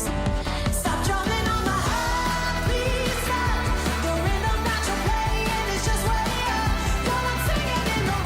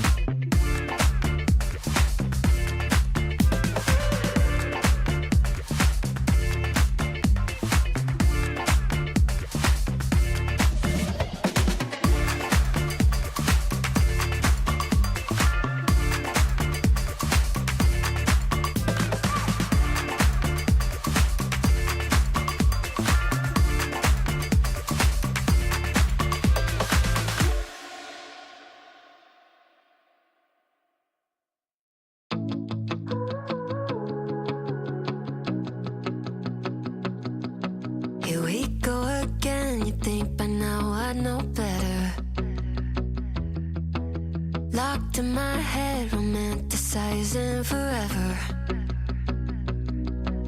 Last love I found, knees met the ground and all my roses died. Swore I was through, but looking at you, I think I changed my mind. Yeah, let's fall in love for the fun of it. Dive in at first and all of it. Oh, what a rush, looking into your eyes, playing it off like it's different this time. Let's break our own hearts for the fun of it. One look and I'm dying to run the risk.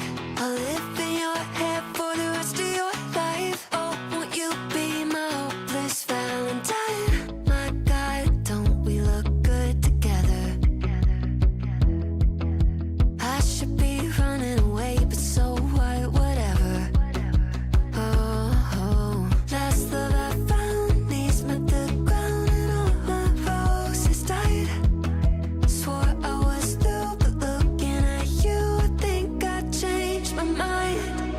Yeah, let's fall in love for the fun of it. Dive in at first and all of it. Oh, what a rush, looking into your eyes, playing it off like it's different this time. Let's break our own hearts for the fun of it. One look and I'm dying to run the risk. I'll live in your head for the rest of your life. Oh, won't you be my hopeless Valentine? Oh, won't you be my hopeless Valentine? Oh, won't you be my hopeless Valentine? You're a bad idea. Oh, but every time I see you, all reason and logic cut their losses. Yeah, let's fall in love for the fun of it. Dive in at first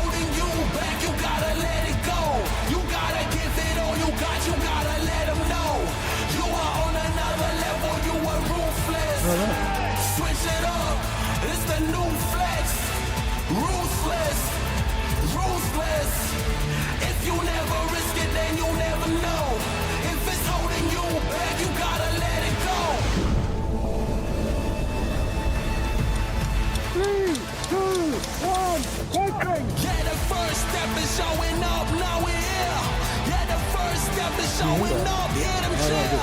Yeah, the first step is showing up, now we're here.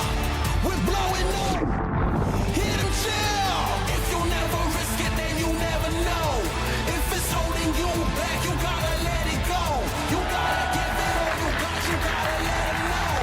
You are on another level, you are ruthless.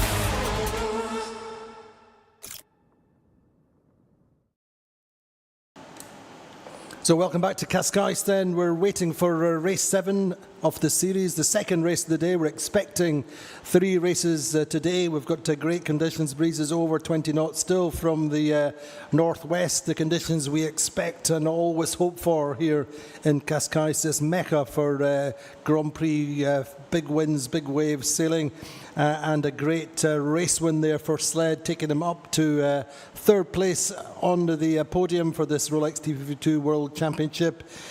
Now, of course, as ever, sustainability is a big part of our DNA, our philosophy, our ethos for the 52 Super Series, and indeed for the Rolex TP52 World Championship. Let's have a quick look at our sustainability video.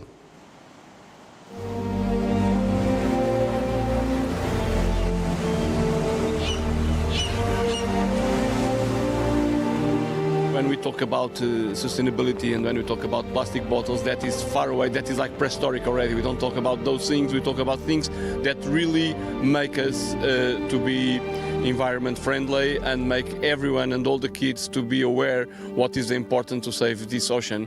This is our playground. If we don't save our playground, we will not have playground for the next generations.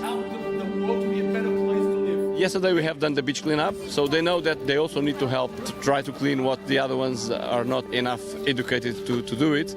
So they went yesterday with the coach, with the GM of the club, with a group of people, went to clean the beaches.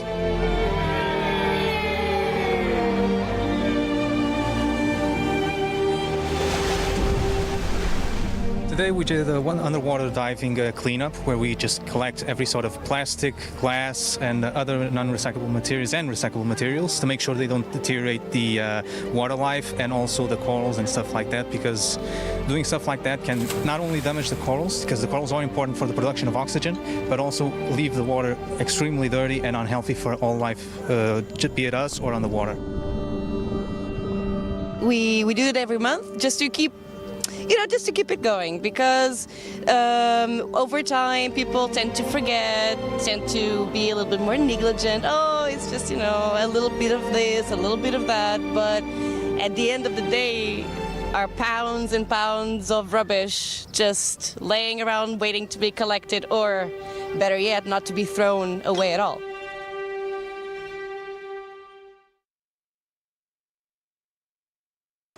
So sustainability, a big part of the ethos of the club as well. This is, of course, a very tidal river, and there's a lot of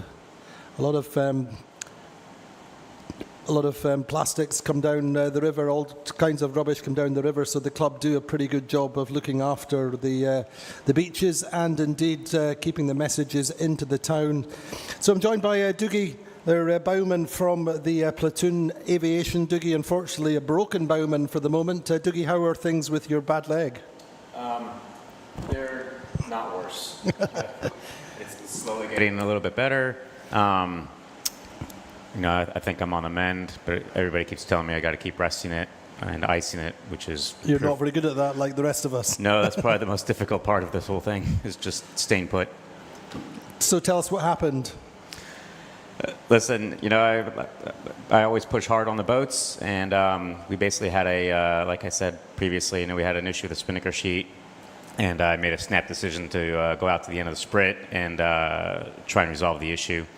And I made it out there, and on the way back, I just got washed off by a wave, fell down, got jammed under the bobstay, or on top of the bobstay, and then got flushed basically, and with my leg pinned on one side by the water, my body on the other side by the water, and not being able to free it really. And it was just in retrospect, probably a scary situation at the time and afterwards.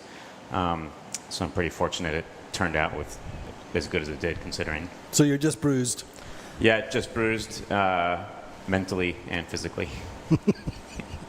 What about the team then? The team really are having a pretty tough time at the moment. They had some technical problems there in that last race. What can you tell us? Yeah, I mean, I'd say that's the hardest part. Is like, you know, feeling like you've let down the team. You're loyal to the team. It's your team, and you feel ownership to the team. And the fact that I'm not out there, and you know, when something goes wrong, you ultimately feel 100% responsible for these issues. Anyway, here's hoping that things improve for the Platoon Aviation in the next race. But what about that previous race, Doogie? What did you see that impressed you? The French are going well, and you're part French. Yeah, I mean, I have a soft side, for the French, and it's pretty cool seeing them going as well as they are. In the past they've been a hot and cold team, where they win a race and then they have a shocker and come in, a bad spinnaker drop. And they're sailing clean, they're sailing conservative, they're taking the spinnaker down early, they realize where their weaknesses are in some of the boat handling.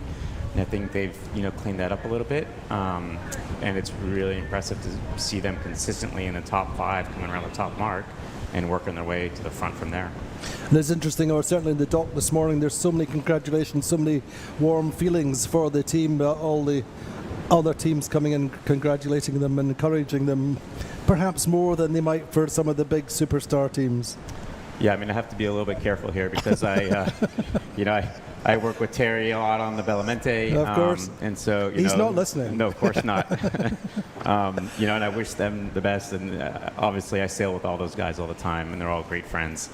But Louis Perron is, a childhood idol of mine would be an understatement, as being French and all these accomplishments done around the world. And I've had the opportunity to sail with him a little bit. He was a guest with us on Bellamente one day, and I thought that was probably one of the coolest things that's ever happened to me.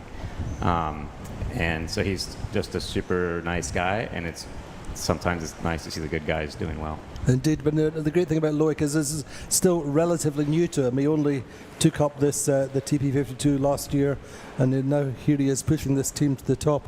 Anyway, we're at inside 2 minutes to the start. Hopefully we can join Louise Vancer, who's going to give us the colour from the water. Big win for Sled in the last race. Paprek in third, American Magic second. Tied at the top of the table then, Louise. How's this second race of the day looking? Andy, yes, so it got even windier, so the second race will be even windier now than the first race. I think in the Gas we have up to 25 knots. Similar wind direction, the bearing is 325 to the upwind mark and 2.1 nautical miles long. So same distance, but windier, and Doogie, maybe you can tell us more, but I think this is pretty much the upper range of the wind already for these boats. Like, it seems scary. We had a cameraman on Aikido, and he was so happy being back now on the camera boat. He said he had never experienced something like he just went through, and he's very, very happy for that experience, but he doesn't need it again. Doogie, we're towards the top of the range then for this class, aren't we really? Yeah, I mean, 25 knots, everything is going okay. When it starts gusting over 27, your hands start getting pretty full, and the pucker factor goes up in those jibes, and just trying to bit of survival mode, making sure nothing goes wrong. Louise, where do we want to be on the start line? We saw the left working on the second half of the beat in particular, worked for American Magic and Sled. What about this race, Louise? Andy, I like the right, I think also the right in general was a good side, also for the second upwind, also for the downwind we saw Gladiator, they're making big gains, so I like the right side, Andy. Like Aikido, very strong position, Paprek as well. These boats at the moment, I see them super good. So we're just watching, and now this time Privet's are starting more towards the pin. Phoenix have some problems, are 2 boat lengths back from the line. And Platoon Aviation seeming to get quite a decent start more towards the left, Doogie. Yeah, it looked like a pretty clean start across the fleet. Like Platoon, they had a nice gap to leeward, which is always the goal, and they were bow even with their competitors, which gives you a level playing field. Watching where we see Gladiator and I think Aikido going out to the right early on. But the early jump is with Privetsa perhaps. Louise, you're on the course to leeward, presumably with Privetsa Platoon tacking off. Oh Oh yes, Andy, but also super nice tech there by Platoon Aviation. To be now already on port tech, crossing the fleet, this might be the race for Platoon Aviation. Like, well done. This is super strong now. They're on top of the fleet. They're like going to the right side. Free lane. They can say now their own mode. I didn't see them so fast in the upwind we had in the race before, but now they're really having a great pace. Look at the pictures we get here. There was a bit breeze. I'm here just leeward of Preveza, and there was a gust coming in here, maybe more of wind than what the boats got on the right side. We've seen at the upwind and the races before already that the gusts are quite local, so you really have to sail into them to get the full benefit, and that seems that what's exactly happened to Platoon Aviation. I mean, just so shortly after the start to be able to tack and cross, this is a great feeling. Proud of your team, Doogie. Yeah, they're going well, and I'm just looking at the tracker here, and they're showing a slight left shift, which is a nice spot to be in where they are. You know, it's a bow down, go fast mode right now to make sure and get their bow across the rest of the fleet. You know, I see Quantum right now, they're just allured, but Quantum is always quick in these conditions upwind, you know, so they're always a threat no matter where they are. They seem to always end up in the top fourth, the top part, so you always kind of keep an eye on what they're doing. Doogie, they didn't seem to get off the line as they would have wanted. No, but you know, they're on port tack and they've got a clear lane. You know, and like I said, you know, looking at their speed right now, it's where are we at?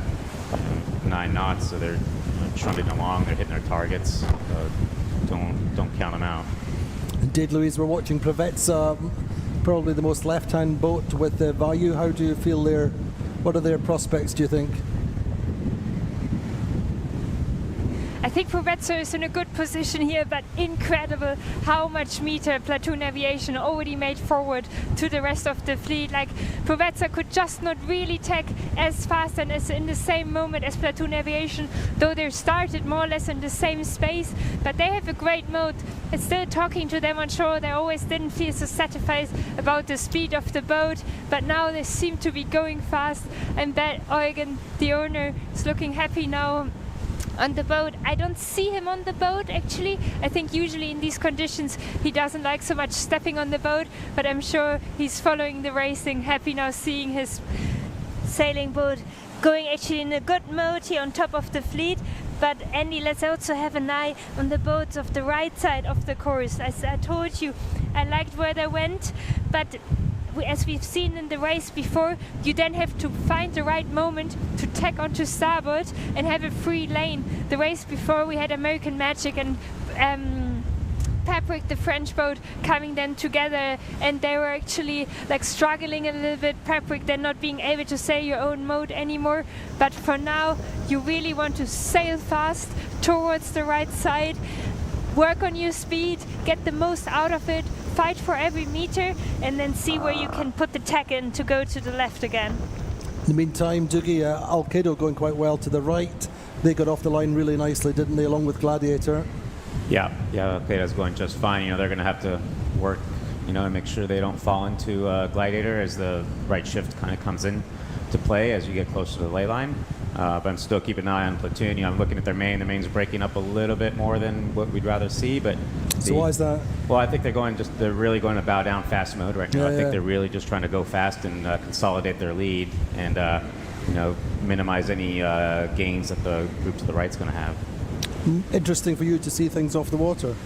Yeah, it's not your preference, not your choice, but it's every day's a school day, isn't it? Yeah, I mean, you always look at what other people are doing and what are they doing better? What can you learn? What have you seen so far? Anything? Nothing dramatic, but you know, I always keep an eye on the guys that do my job. I always keep an eye on Foxy and and Fuji and obviously Mamu, some of the experienced guys in this fleet. And there's and Wampa, all these guys. There's things that you can, little tricks, little systems that you can take away. Great. We're watching with Preveza now. Their position strengthening on that left side, along with Platoon Aviation, Alcedo in third, the Gladiator fourth, American Magic still seventh for the moment. But Louise, it's pretty breezy, isn't it? It's hard work. Oh yes, Andy, it's very breezy out here, very uncomfortable. Doogie, I think you picked a good day to be in the office. It's not I'm so through sorry choice. that you're so injured, but oh wow, it's uncomfortable out here. And waves, very short period between the waves, so really have to hold on. And a lot of work for the entire crew members as well. Interesting, on Vayu, for example, you can see the grinders in t-shirt and shorts. I have all the clothes on I put on the coach boat, so I'm ready to go skiing, and they are in t-shirt and shorts. And then you have the afterguard or the bowman. They're in full offshore gear, like big differences there, but that shows how physical it is. And we're getting towards an end of a breezy week, so everybody is getting slightly tired, like people have little injuries, little places that hurt in their body, so physios are all in there. Doogie, and Platoon Aviation, also you have a physiotherapist with you. How much does she help you? Yeah, Ellen At the is, moment, a lot. Yeah, Ellen's a godsend. She's got her work cut out for her. She's got a lot of work to do when we're not injured, and just daily wear and tear on the bodies, and especially as everybody gets a little bit older in this fleet, the injuries keep coming. But when you're injured, she really goes into her prime. It's certainly good to see Platoon Aviation going well. For the meantime, what do you think of their position generally on this upwind, Doogie? Yeah, I mean, still happy with where they're going, but you still got to keep an eye on these right-hand boats. You can see Allegra and Gladiator starting to get closer and closer and bow even. I think we're getting closer to the ley line here, and so this shift is going to come into play here soon. It's going to get real tight here real soon. Now, obviously missing Geordie as well. I mean, how has the dynamics changed on board? Well, not having Geordie is putting a little bit more pressure on Vasco. Less opinions for Vasco to bounce around. So it's a lot of pressure on him. Mechanically, it changes. We've had to change a few things on the boat, which is fine. We've gotten used to that. But not having Geordie on board is, definitely you can feel it, and just the the banter and the difference of opinions or our ideas and what's going on with the breeze. But Victor helps call the breeze as well, does he? Yep, yeah. Victor, gives his opinion, and then Javi obviously is calling all the breeze upwind. And does a great job in calling what he sees coming down. Cheese has an idea of what's happening. And they're looking good just now, but as Doogie said, also for Alcedo Vitamina, the Italian boat, lost third place to Sled after the previous race, and they have Sled just to windward and just behind. Privetza have just lost slightly on this left, so we feel the right is strengthening, Louise, I think.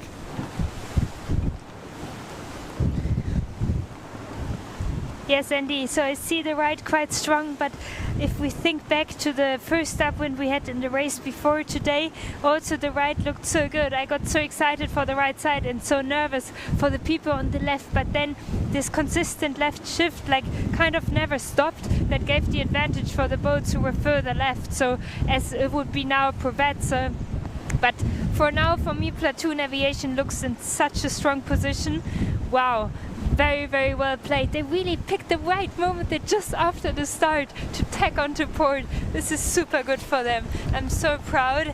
And Doogie, I think I have being a bowman on these boats in these conditions, I have full respect from your job. I said it the other days already. I could never do it. I am too much afraid of what you're doing there in front of the boat. Everything is moving. I tried to explain to the people listening to us a little bit how your job looks like, but maybe you can explain it a bit better than I do. Listen, these days are about managing risk, and sometimes you win, sometimes you lose some. Obviously, I lost one the other day, but it's like it's any boat race, and this is bowman's my job. And I take, a lot of pride and joy in trying to be the best I can at it, and hopefully some of the best in the world. The bowman's not just, putting the sails up and down. There's a huge amount of work that goes into the pre-start. And that's a big part of my role is, contributing to the boat and getting the boat to the line at the right angle and speed in the pre-start. And that's Has that changed as the navigation software has become more accurate? it has and it hasn't. I actually stay disconnected from the software, so I'm an entirely different source of information.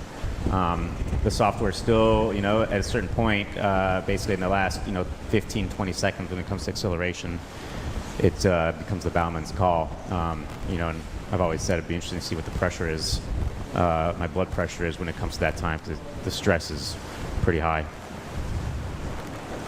So the boat's starting to tack over from the right with Sled, I think, going first. Doogie, what do we feel about the Preveza position where they are? Yeah, Preveza's going to go. They're going to. The toughest things here is how they're going to manage the fleet and try and get in on the ley line. That's always a tough spot from where they are.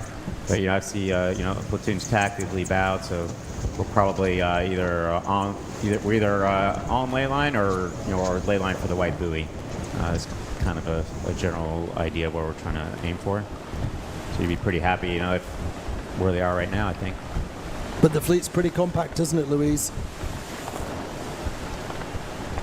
Oh yes, and the boats are again super tight together, and we have a bit of two groups. We have one time the group more in front, where there's Platoon, Aviation, side Gladiator and Shetila, and then we have the other group with American Magic, Preveza, Bayou, and also Alpha Plus, who just ducked the entire group to step out more to the right side. I think this was the good move, because you want to be now more at the right. The acceleration is starting here, the right bend is starting, so the further you are in the right side, the bigger gain you have. So now let's see, this is one of the strengths of American Magic, or it was in the past, like to position yourself now coming into that upwind mark. This is now the main focus for most of the boats. And Andy, I will let you know once I'm at the upwind mark. It's very, very rough. Indeed, we're just keeping an eye, Doogie, on Paprek as well. Paprek seem to be a little bit deep, but they are quite far to the right, so we'll see how that plays out for them. Yeah, all it takes is 2-3 boats at the mark to have an issue, not weighing it or having a duck, and all of a sudden, they go from an 11th to 8th. Yeah. And then the 8th on that, if you have a good run, you can turn that into a 5th. So just got to stand by. But Platoon in a pretty solid position just now, just a little jump on the fleet. It's only 40, 50 meters, something like that. Gladiator in second, Sled third. It's all going to be about the ley line into this top mark. See whether Preveza can get back into the top 2, top 3 from their position. Yeah, so we'll have to see if Platoon can lay it from there. There seems like they're below ley line right now, which is pretty standard. So either going to wait for the shift to kick in and get them up there, or we have to So do it's some a progressive shift and to righty as they come towards the mark, usually, isn't there? Yeah, it seems to help, and especially sometimes the current changes around there. I'm not sure what the current is right now. Anyway, they seem to have made a good first beat. Sled, winners of the previous race, we see them in second just now. Sled are 13 points behind Paprek, so they've got some work to do if they want to get ahead of the French team. But French looking a little shakier this time. Their worst score so far has been a 5th. But everything can change, as we know, in these conditions. Platoon then just approaching the windward mark. What do we think in this downwind, Doogie? What would be your strategy if you're allowed to make the call? Well, a bowman tactician's exactly dream come true. Exactly. The set quick jibe or jibe set has been strong, and not all the time, but probably 70% of the time in these conditions. So you're going to look at that pretty carefully. But we're pushing the upper range of what's possible here in 25 knots, and there's a jibe set in this breeze. The risk, there's definite risk. So you're gonna, if that's what you're thinking, you might be doing a set quick jibe. And at this stage in the regatta, are you pushing the risk generally, or are you consolidating? I think it depends where you are. The fleet, obviously, yeah. Yes, but the top 3, top 4 teams, what are they thinking? Like Sled, for example. Sled will probably they'll probably stay relatively conservative. It's just small points. You're really just trying to gain 1 point here and there, and not 8 points at once. So we're just watching that progressive right shift coming into this top mark is working just now, as we said, or we wondered whether Provezza would manage to gain from their position in they were at that point the most left side boat. Yeah, so now we see the right shift has kind of come in a little bit. Every platoon's on ley line relatively comfortably, it looks like here, so that's all good news for the team. And a small little gain to Provezza possibly if they can tack inside. Yep, that's the port tech approach is it can be spicy. That's a conversation I have with the pitman every time with Yarrow. I look down, it's like, what the fuck are they doing? Yeah, hang on, buddy. Be ready. Anyway, it seems to have worked to a certain extent for Provezza, but it's Platoon Aviation leading. Haven't won a race at this regatta so far. Maybe you're the lucky charm, Doogie, and you're better off in the commentary box. Finally, something's working out. This is going to be an important set here for the team. We just want a nice, clean set. Everybody just wants to have a good run here. Talk to us about the bowman generally, not specifically. What's he doing at this point? Right now, you're going forward. You're getting attack, bringing attack forward, make sure it's all the way up to the bowsprit, and you're working on getting the head clear. We use these C-clips, or nicknamed the cucarachas, which is basically some little clip that Wampa's invented that you put on the head foil. It helps keep the head forward, so you try and get that on, and sometimes you can, sometimes you can't. And then you start, sneaking like we see Platoon right now, is sneaking the halide nicely, and then it's going to pop off right where it should. Now you set. Now you're basically going to hang on to the windward sheet, which the bowman is doing nicely. You want to make sure you're going to land it on the sheet catcher. As soon as the kite fills, you got to give a little bit of tug on the sheet here. As soon as kite's filled. Now you're going to slowly ease it down, and that keeps the sheet high, so you have a nice clean jog. So a pretty good set from Platoon Aviation, also for Sled. Gladiator not far behind. Yeah, I mean all the teams have good sets. It's that's the default. Yeah. At this level, everybody's looking at video and everybody's looking at every single little gain you can get out of the set. So it's not a good set is the norm now. Absolutely, but it makes all the difference. Every meter on the initial acceleration can be vital, can't it? Yeah, I mean, then you see what's just happened to Allegra here with the wrap, and that's exactly what you don't want. Those are meters lost that you don't get back later in the race. And every, you look back later on, it's like I could have made that cross if we had an extra 2 meters, and then you go back and like, well, I think I know where those 2 meters were. You can just see how costly this wrap is now. Platoon, Allegra then with that twist, which is costing them, certainly losing Paprek, and will lose Phoenix as well, perhaps. Yeah, and that's a 2-boat loss. Yeah. So you can see it's pretty windy here. Nobody jibe set. Everybody's going out. There's probably more pressure offshore. Oh, we got our first boat jibing out here. Alcado is the first one to go, but everybody's kind of going out. They're probably going to, start thinking about ley line. The next calls from the navigator will be about, a minute to ley line. And you start getting a little itchy there and start thinking about it and start looking for a spot. But it's just a drag race for the moment, isn't it? Yeah, I mean, it's max weight aft. The grinders are earning their keep today. There's a ton of grinding, a lot of pumping, making sure the boat's staying on the wave. Everybody, and you're just trying to keep the weight aft and keeping everything under control. So there we go. There's Platoon Aviation, then the race leaders.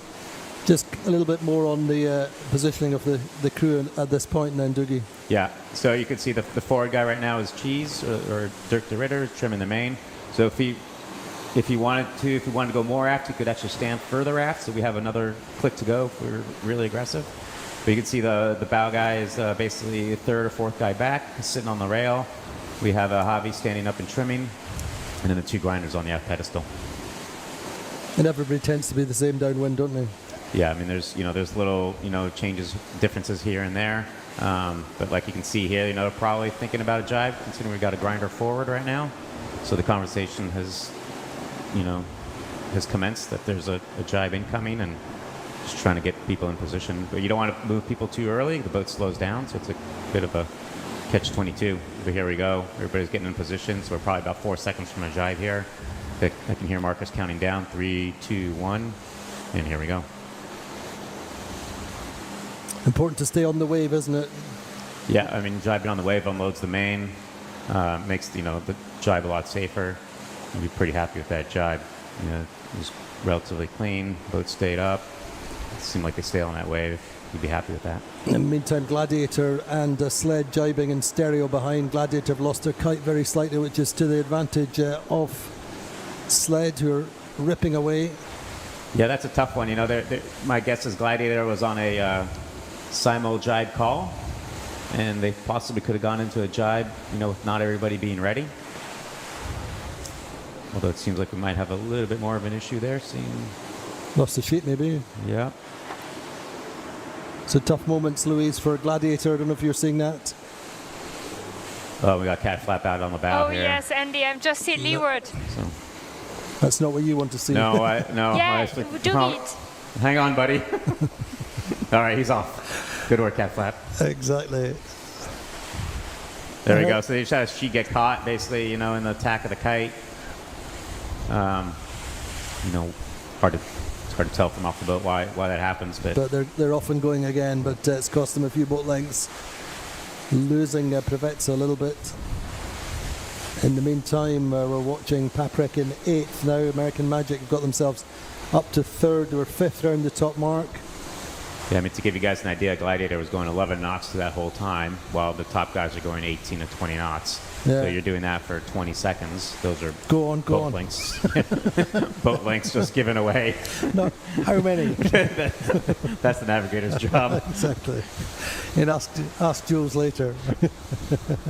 But anyway, yes, great to see Platoon Aviation out in front and probably extending a little bit. Yeah, I mean, when you're ahead in this stuff, you can sail, jibe when you want, attack when you want. So it's a rich get richer situation. You can stay out of the fray. Louise, what are you seeing now then? You're presumably hammering downwind in the media boat. Oh, I just fell in the media boat. Oh gosh. It's very rough and wild, windy here, Andy. Full of rock and roll conditions. Wow. But also still the pressure is very localized. It's interesting to see, as I said before, the gusts, you have to sail into them to be fully in them. I see American Magic making big gains, but also Platoon is just in a gust on the edge of it. Wow, I'm happy to see them still with the kite up. We saw it on the race before on the downwind. They popped their kite so they had to sail without kite in the finish. Now all the kites are still up. But yeah, these are like really extreme conditions now. Wow. Yeah, and it looks like Platoon is kind of aiming on the tracker, kind of just in the center of the gate. So you'd be pretty happy here being able to make the, come in on this board. But we got to keep an eye. American Magic's clawing their way back. They're in 3rd. And, we just talked about this earlier. They were in 6th coming at the top mark, and now they're in 3rd on the run. That's the hallmarks of a champion, isn't it? But in simple terms, it's been a pretty rapid downwind, isn't it?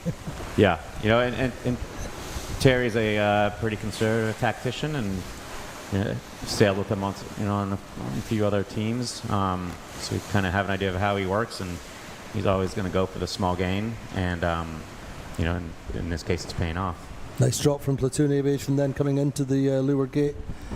Yeah, you're happy with that. They probably have the A2.5 up right now, so it's a little bit heavier than the A2 to bring down, but it's not an A4. But, got it down. Let's see the hatch is getting closed. So the boys are going to hit the rail here, just coming around. So that's a clean rounding. You're happy with that. So what about Upwind? Where are they going? What's Vasco's thoughts? Well, it's going to be hard to not go to the right. Yeah. They came out of the, they crossed the fleet on port pretty quick after the start, but we still saw the right's still paying off, so it's gonna be hard to not go. What's your thoughts, Louise? Nice gain to American Andy, Magic. actually it's so interesting to see. Yes, like big comeback here by American Magic, being in third position now, and they had this like special gust, but wow, Andy, now there is a wipeout by Provetzer. Like Phoenix was coming on them on starboard. Provetzer had to ease the kite, and now they have the kite in the water. This is a big drama now for Provetzer, Andy. Oh gosh, this would take them some time, because they had originally first eased the kite to duck behind them, but then they lost the control of the kite, and now the kite is in the water. They're still dragging it behind. They have to go upwind now, slow down the boat, stop the boat. Aye, Andy, lots of action here. Everyone arriving at the same time. Indeed. It's good to be in a leading position, then you stay out of trouble, like American Magic, Sled or Platoon Aviation. Tough times for Alcedo then as well. They're down in 10th now. They've had their mechanical problems, I guess. Yeah, well, it's a bummer to see that on Provetza, you know, but you know, it's not the first mistake that gets you. It's the second and third one here. You know, it seems like they had a close situation with another boat. They went left, lost control, went in takedown, and you know, takedown didn't happen properly. Kite went down. Now they have what we call the Cobra, which is basically the head of the kite coming back at you. It's coming out of the water. Who thinks up these names? I'm trying to keep it clean. Yeah, family show, Doogie. Anyway, but great insights, and in the end, Platoon Aviation looking pretty solid. But so much experience among these top three teams, really, isn't there? You know, they've been through these conditions so many times before. It's second nature, isn't it?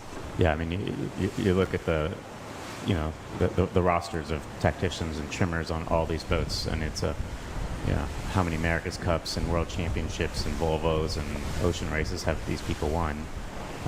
It's, you know, this is the, in lieu of the America's Cup being what it is, this is kind of the pinnacle of, you know, monohull Grand Prix racing, and this is where everybody gravitates to. So it's going to be a stacked fleet no matter which boat you're on. Interesting, and your main still looks quite similar to previous Upwind. Yep. Yeah, I mean, you know, part of that probably has to do with a little bit of different, you know, the setup. Also the cloth. If you look closely at the Quantum main, we can see a little wrinkle coming out of the right by the third spreader. And I think our main on Platoon is a little shinier, so it's making that a little bit more obvious. So, you know, it's probably not as bad as it looks. But I still think we're in a generally, you know, you're a pretty good spot anyway.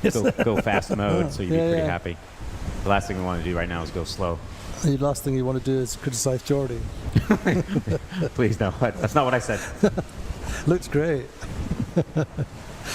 But Sled pushing hard in second, and American Magic. American Magic will take a couple of few places off Paprek. Paprek, though, in fifth. Yeah. And have the capacity to do anything really down this final run. Paprek are quick downwind, aren't they? Paprek are very quick downwind. You know, we saw it in some of the training. They're staying on they were staying on a slightly different mode than we were. Generally a little more bow up mode and faster mode. So if you can, you know, connect that and stay in the puffs, then it's going to VMG pretty well. But this is the situation we talked about. They're turning in 11th, currently into a 6th. So, you know, now, you know, you had a terrible race that you didn't want, but now it's a salvageable race, we can say. And, you know, you pick up another boat or two on the race, on the beat here, and then on the run, and you have yourself a pretty good race.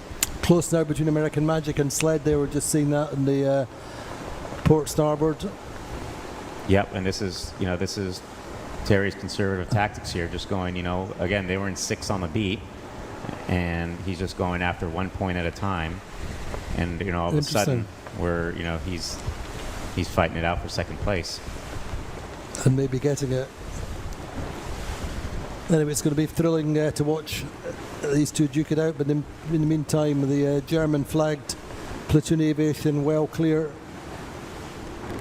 Harmuller Speer, the owner, might be having a little smile to himself finally. Yeah, I hope he's, you know, I'm sure he hasn't been that happy with our performance. No. Up until now. But a bright spot for the moment, so let's celebrate it while we can. Yeah. And respect also to Value at the moment. They're going pretty well on this in this race. Yeah, I mean, Value's been a silent killer. You know, they always seem to pop up in these places, and they're an unbelievably strong team sailing at two previous generation boats compared to some of the newer ones, and they're right there in it. Let's have a very quick look at the Allegra lineup, just to correct a mistake we had earlier on with an older lineup. So the Allegra lineup at this regatta at the Rolex TP52 World Championship, and the main thing is the Sylvia Mass, the 470 World Champion, is back on board. So Andy Soriano, Michele Avaldi as tactician, Will Ryan strategist, Francesco Mongelli navigator, Paul Wilcox in for this regatta on the runners, Sylvia Mass, as we said, in as a floater, Elliot Willis main trimmer, Pier Luigi De Felici trimmer, Andy Hemmings trimmer, Sebastian Tenhag project manager and grinder, along with Mickey Ganuti, Jonathan Boyce Taylor on the pit, Joe Cox in mid-bow, and Mamu Caputo. So apologies to Sylvia Mass for missing her out in her previous lineup.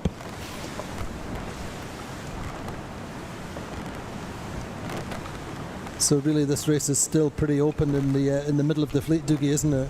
Yeah, I mean, you're only one bad tack away from losing 2 spots. So it's a race out to the right again. It's going to be a question of, how far below ley line are you willing to tack, and know that that right shift is hopefully still there, and it's going to lift you up.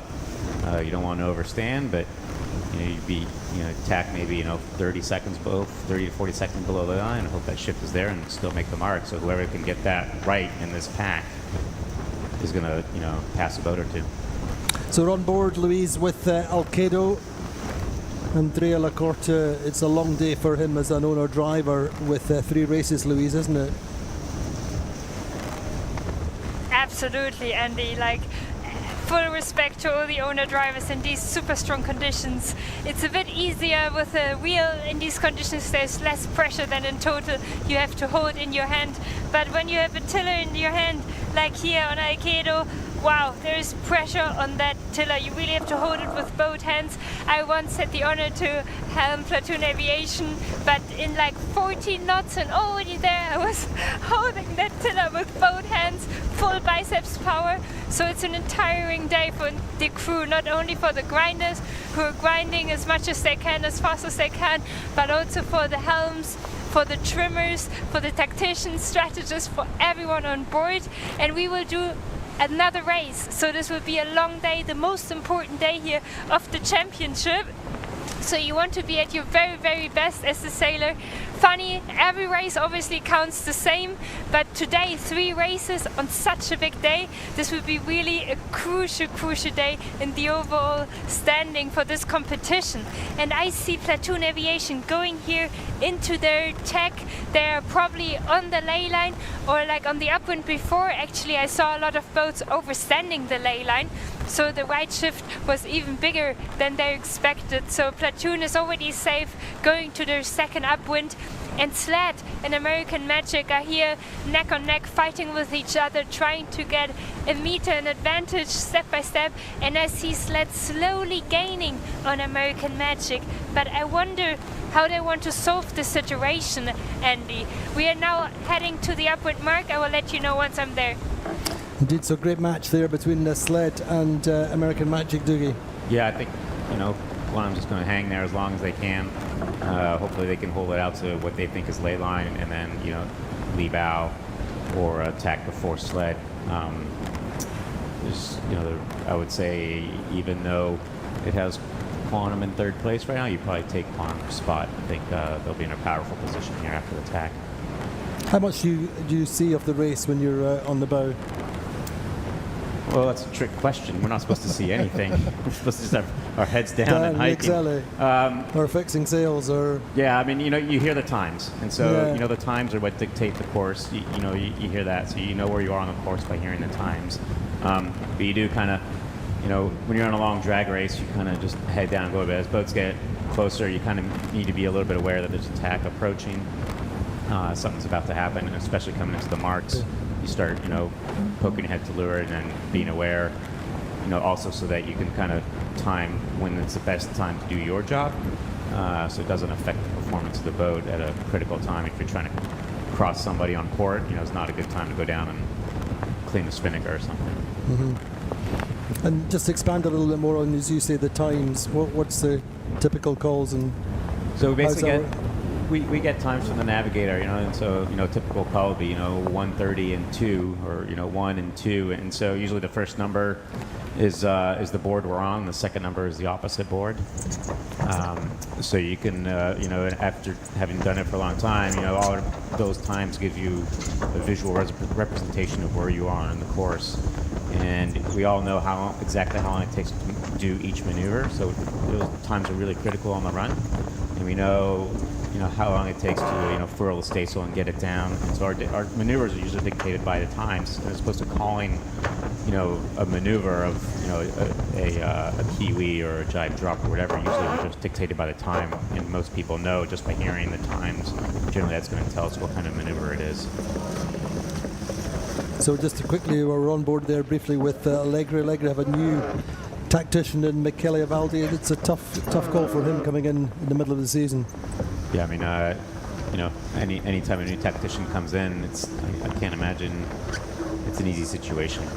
Anytime a new person comes in on a boat, on mid-regatta or at the beginning of a regatta, and you don't have time to train and work up to it. It's not easy. You don't know how all the systems work. You don't necessarily know how the team works. All teams communicate a little bit differently, or maybe somebody has a slightly different role. And so, how do you get in there and provide the best input you can do without disrupting the whole other team, but also making sure that things are going the way that you want to be constructive part of the team. I mean, in essence, you're driving the team from that position. Yeah, I mean, the tactician is is making decisions. The dictator. We're just going to leave that. You said that, I didn't. Depends on the individual, but yeah. Yeah, well, we have nicknames for everybody.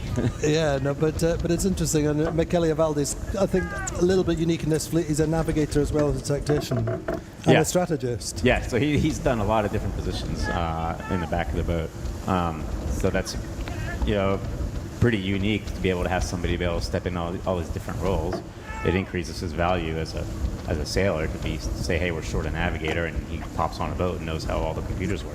But they're all different. I mean, Michele's a really lovely, quiet, gentle guy, but he still has to impose himself in that fleet, in that class. Yeah, but like Luis said yesterday, we're all friends on land and, not friends on the water. So. And you're not out there to make friends on the water either, are you? No, not generally, no. We all get our frustrations. I got frustrated Gladiator yesterday, or not yesterday, 2 days ago in the start. But that's on the water play. Indeed, but looking good all the time for Platoon. Aviation, Louise seem to have managed to extend quite nicely as we approach the windward mark for the second time. Oh yes, Andy, so I'm at the upwind mark now, and Platoon Aviation is on super safe ley line. I think they even already opened the main a little bit to put the bow down and go forward. So the right shift is still here. Good sign. And now this will be the final downwind here for Platoon Aviation in the leading position. Finally, I felt the team was really struggling, unfortunately, this event. But now they're back in their game. They may be taking the momentum now for the next race and for the race tomorrow. So there is still something possible.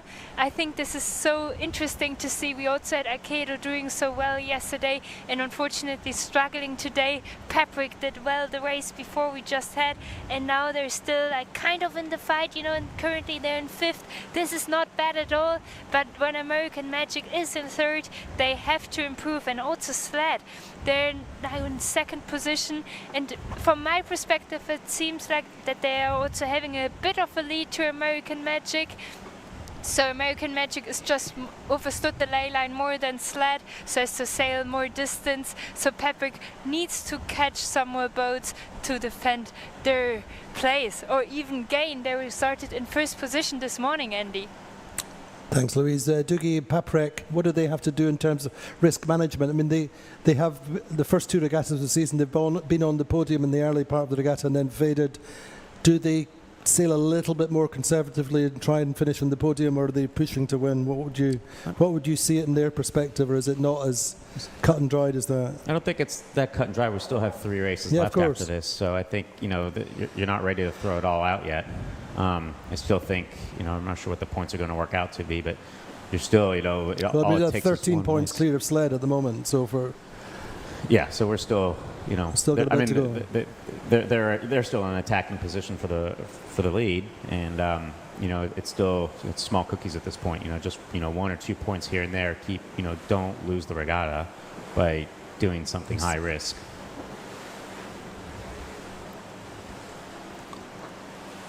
So then Sled round in second. They've actually got a couple of boat lengths on American Magic. Yeah, Sled came out of that really nicely. They sailed very well. Both boats are going to hopefully have clean sets here, and it's going to be a drag race. Pretty similar run, I would assume. Doesn't seem like anybody's that keen to jibe set right now. So Value coming around the top mark, and now Louise.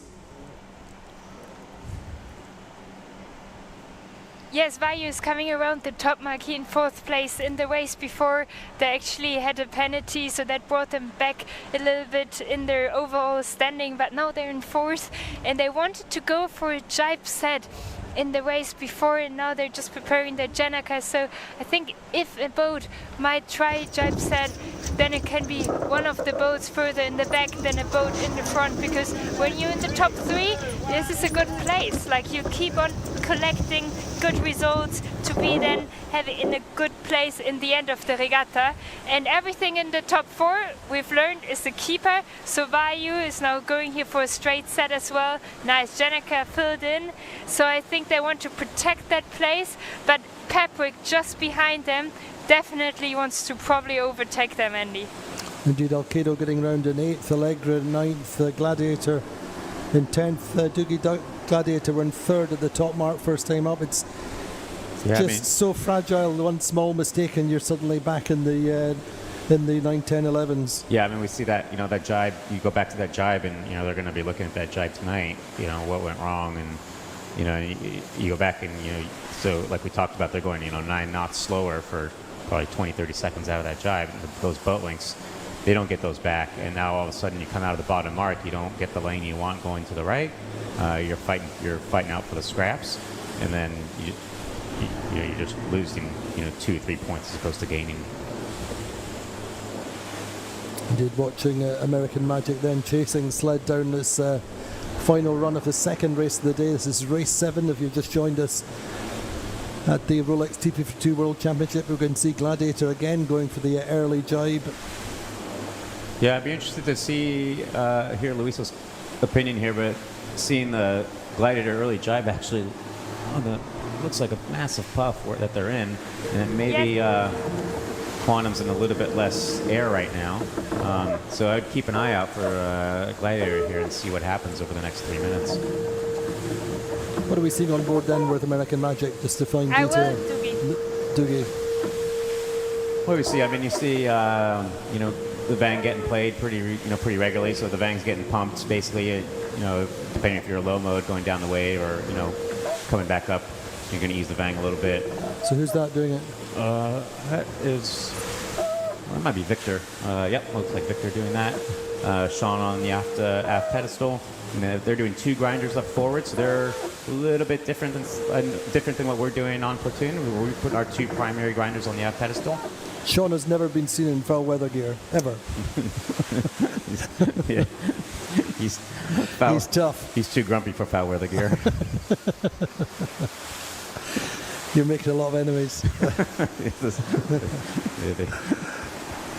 Anyway, there's the projected results. If the position stayed the same through this finish line, we'd see American Magic leading on 20 points ahead of Paprek in 22, 10 points ahead of Sled would be on 32, 10 points clear of Alcedo Vitamina on 42, 45 for Value, and then Platoon Aviation moving up to 6th. Still got, we don't know, two or 3 races left. We'll wait and see. We're expecting a breezy day tomorrow, Doogie. Yes, I was checking the forecast. It's going to be upper range tomorrow, so it could be a bit of a struggle like we had on the first. Sorry, just watching our jibe, and sheet wasn't where it was supposed to be. you're over 500 meters ahead, doesn't it? It doesn't matter. It doesn't matter. You know, but that's an example. You know, hopefully it doesn't come back and bite us. Later on. Hopefully we're on ley line to the finish and we're in good shape. But yeah, so the forecast for tomorrow is looking pretty windy. Similar to the first day, where Maria might have to try and find a spot between the heavy air and the the land breeze and see if she can put a race course in there. We've raced to the south of the harbour before, haven't we? Yeah. Further down the river, but it takes longer for the breeze to fill in. It's a little bit fluky. Yeah, we raced there a couple years ago. We had a couple races there, and it's definitely a different race course. On board with Paprek then, chasing in 5th. Yeah, and so Paprek's going for a pretty similar setup to what Platoon was doing, where they have their 2 kite grinders on the aft pedestal, and then they're basically trimming the main by hand on the main sheet.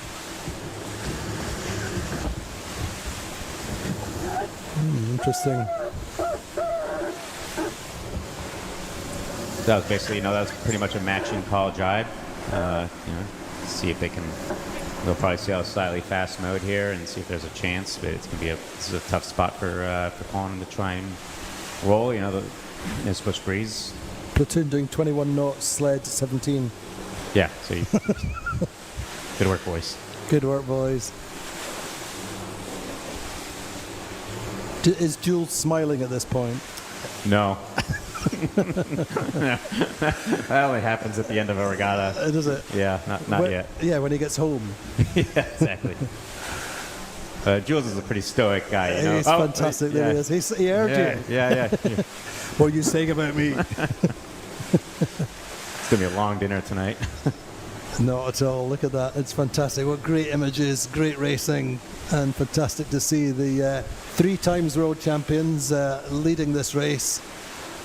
Yeah. Great for morale, which I guess has been a little bit patchy at times. Yeah, these races, this is all it takes is one race to turn things around. The boat looks, they look super settled right now.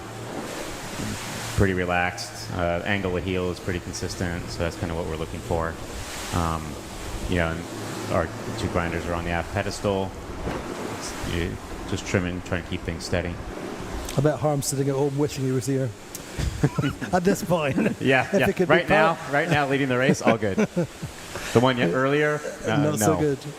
If they could just parachute him in, they'd be happy. But I'm sure he'll be a happy man at home and watching his team and doing what they do best.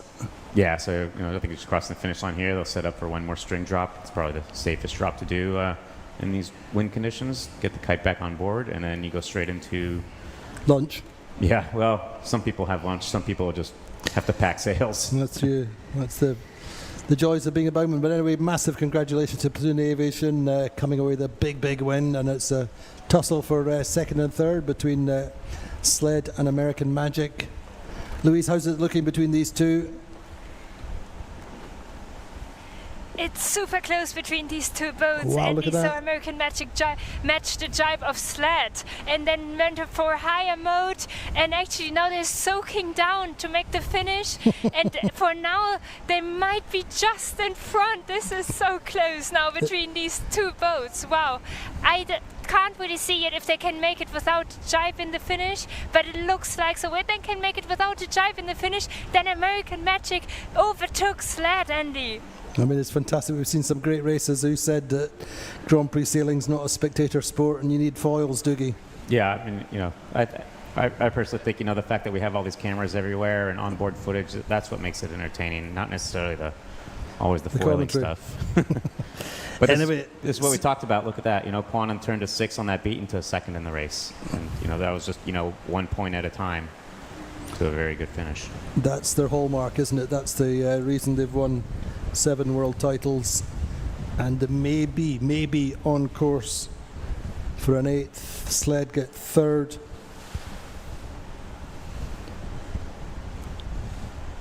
Value holding on to 4th, I think. Paprek unlucky not to get to Value. Yeah, but Paprek, we got to remember Paprek was in 11th going up that first beat. Yeah. So they salvaged a fifth out of that. Yeah. And they're put some 2 points out of the lead. I think if that's correct. Yeah. So that's, again, we talk about salvageable races, and that's, limiting the damage, and they did a good job with that. Phoenix coming through in 6th, Louise.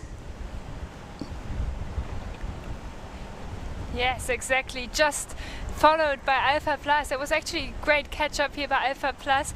And Allegra also now full chase. They come super hot here into the finish in front of Alcedo.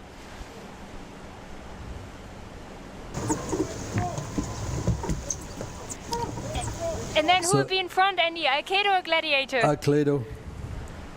Gladiator. Umpire boat.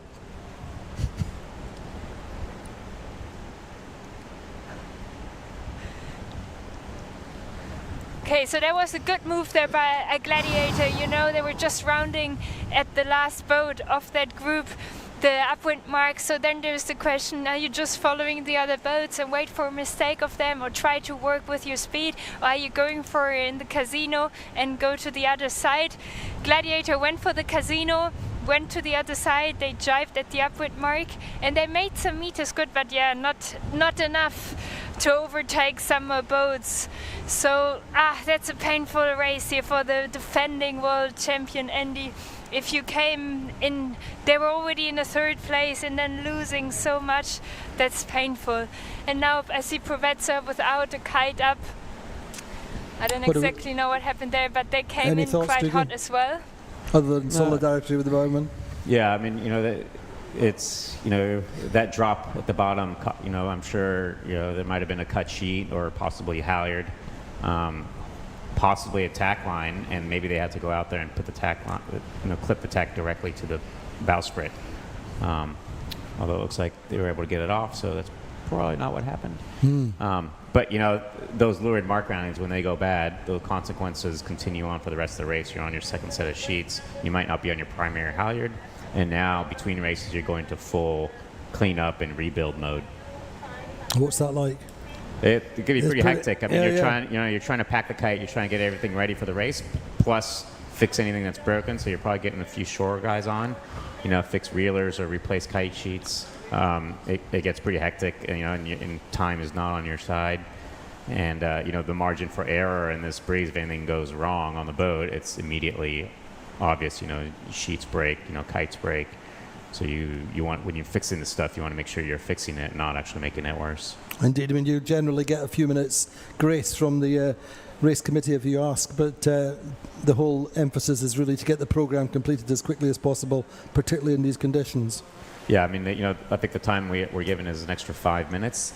So those 5 minutes can mean, a lot, but sometimes, you look at it, it's like 5 minutes for, if it's an hour-long repair, is not going to be near enough. So you got to start thinking about, what can you not repair, or what can you, bypass and get away with by not doing for the next race.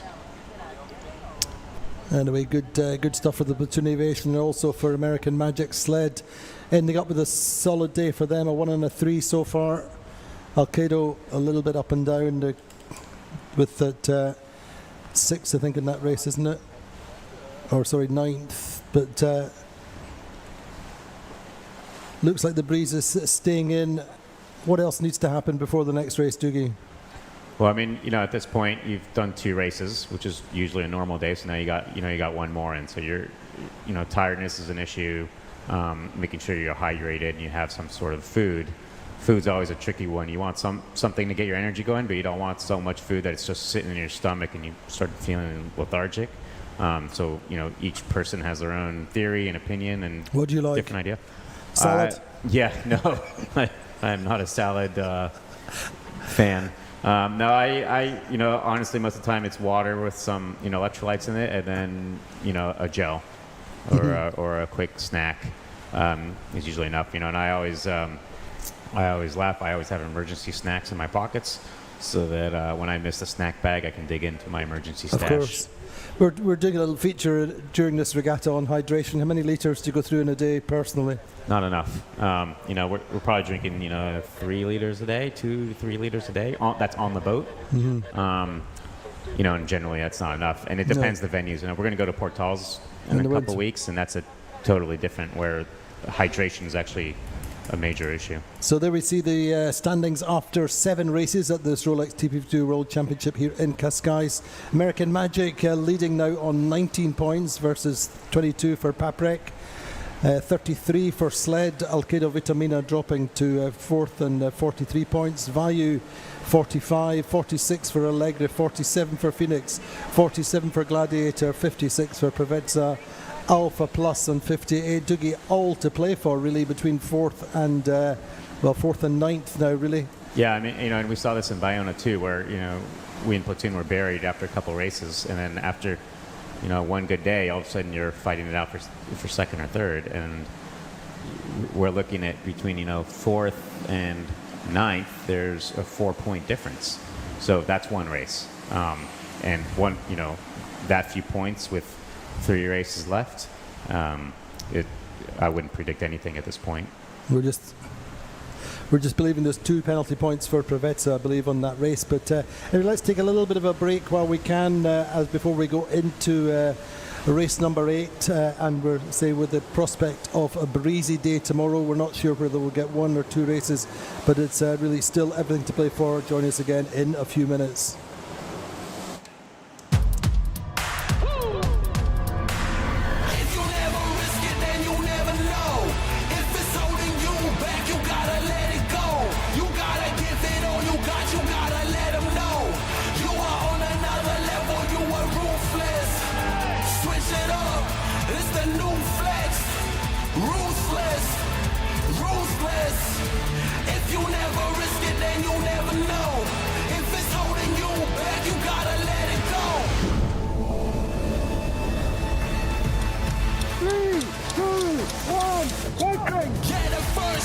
Showing up, now we're here. Yeah, the first step is showing up, hear them cheer. Yeah, the first step is showing up, now we're here. We're blowing up, hear them cheer. If you never risk it, then you never know. If it's holding you back, you gotta let it go. You gotta give it all you got, you gotta let them know. You are on another level, you are ruthless.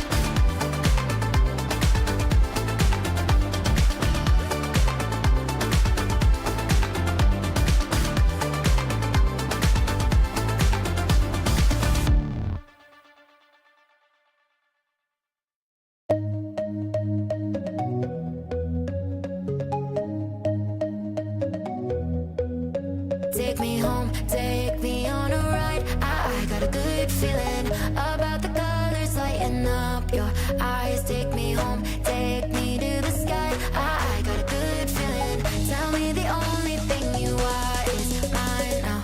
Na, na, na, na, na, na. I got a good feeling. Na, na, na, na, na. I got a good feeling. Good feeling. You wanna know is how to hold on to it every moment. Dive into it like my love is an ocean. It's over.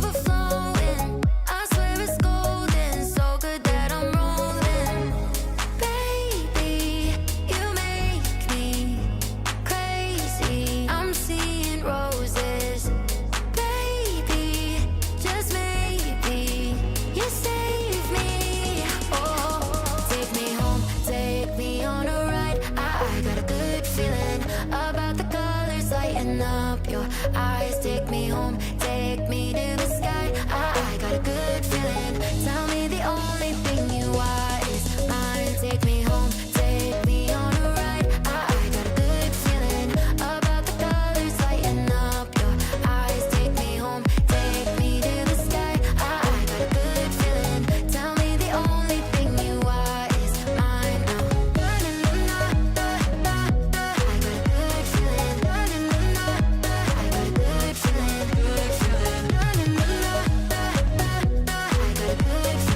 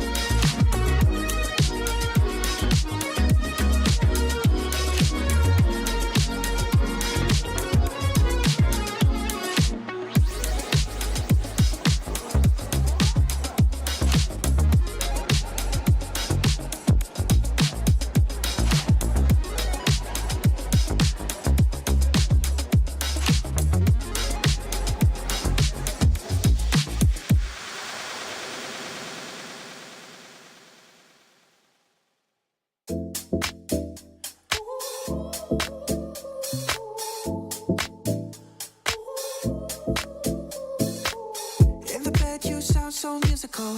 In the club you scream, God like gaze, you're so beautiful, but you're not for me. I can't sleep lately, I'm just trying to find peace. Classic melodies, I just wanna be free. I'm sorry, darling, I can't breathe. There's no room for us, there's no room for us. I said, darling, can you see?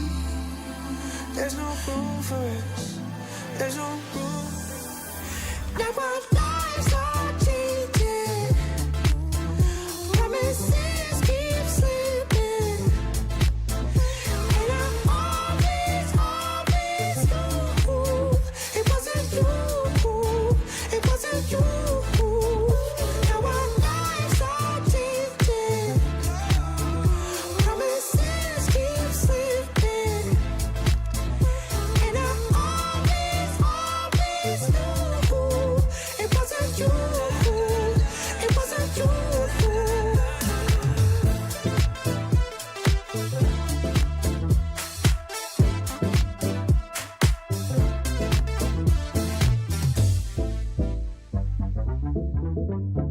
And she said, boys out here coming from a mile away, not as sleek as you think. DMs early in the AMs, I'm not Becky from the street. All this time, baby, our love was so deep. You can't sleep lately, but what about me? I'm sorry, darling, I can't breathe. There's no room for us, there's no room for us. I said, darling, can you see?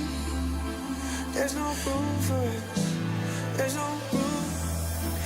Now our lives are changing, promises keep slipping, and I always knew it wasn't you, it wasn't you.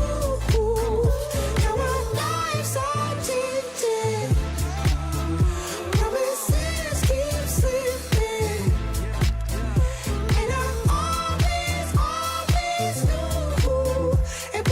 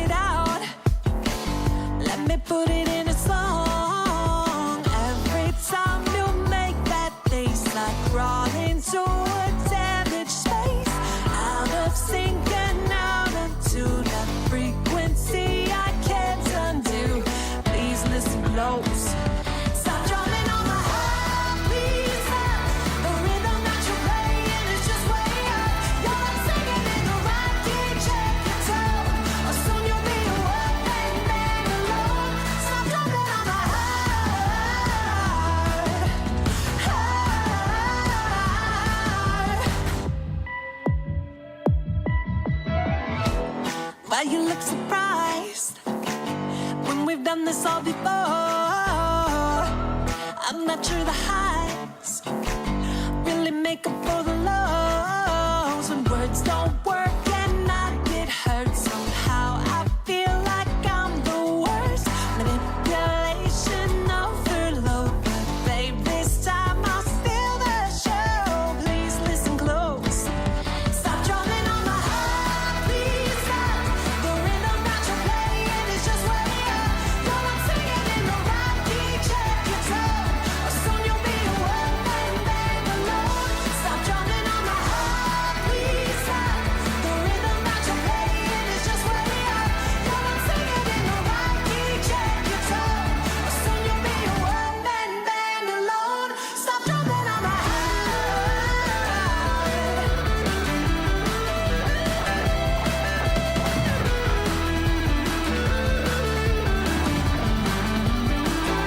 Stop drumming on my heart.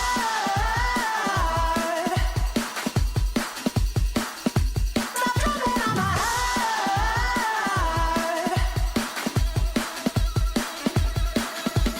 Out of sync and out of touch, and maybe even out of love. Stop drumming on my heart, please stop. Got me black and blue.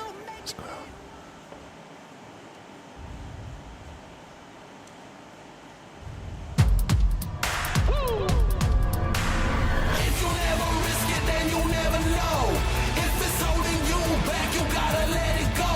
You gotta give it all you got, you gotta let them know. You are on another level, you are ruthless. Switch it up, it's the new flex. Ruthless, ruthless.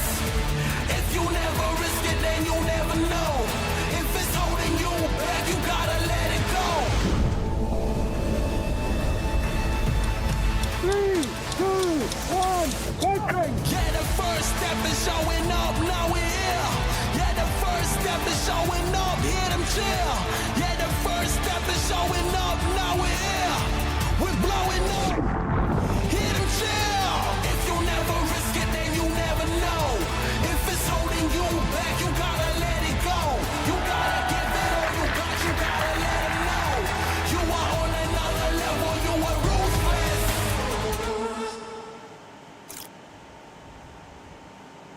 Well, a long and breezy day here in Cascais.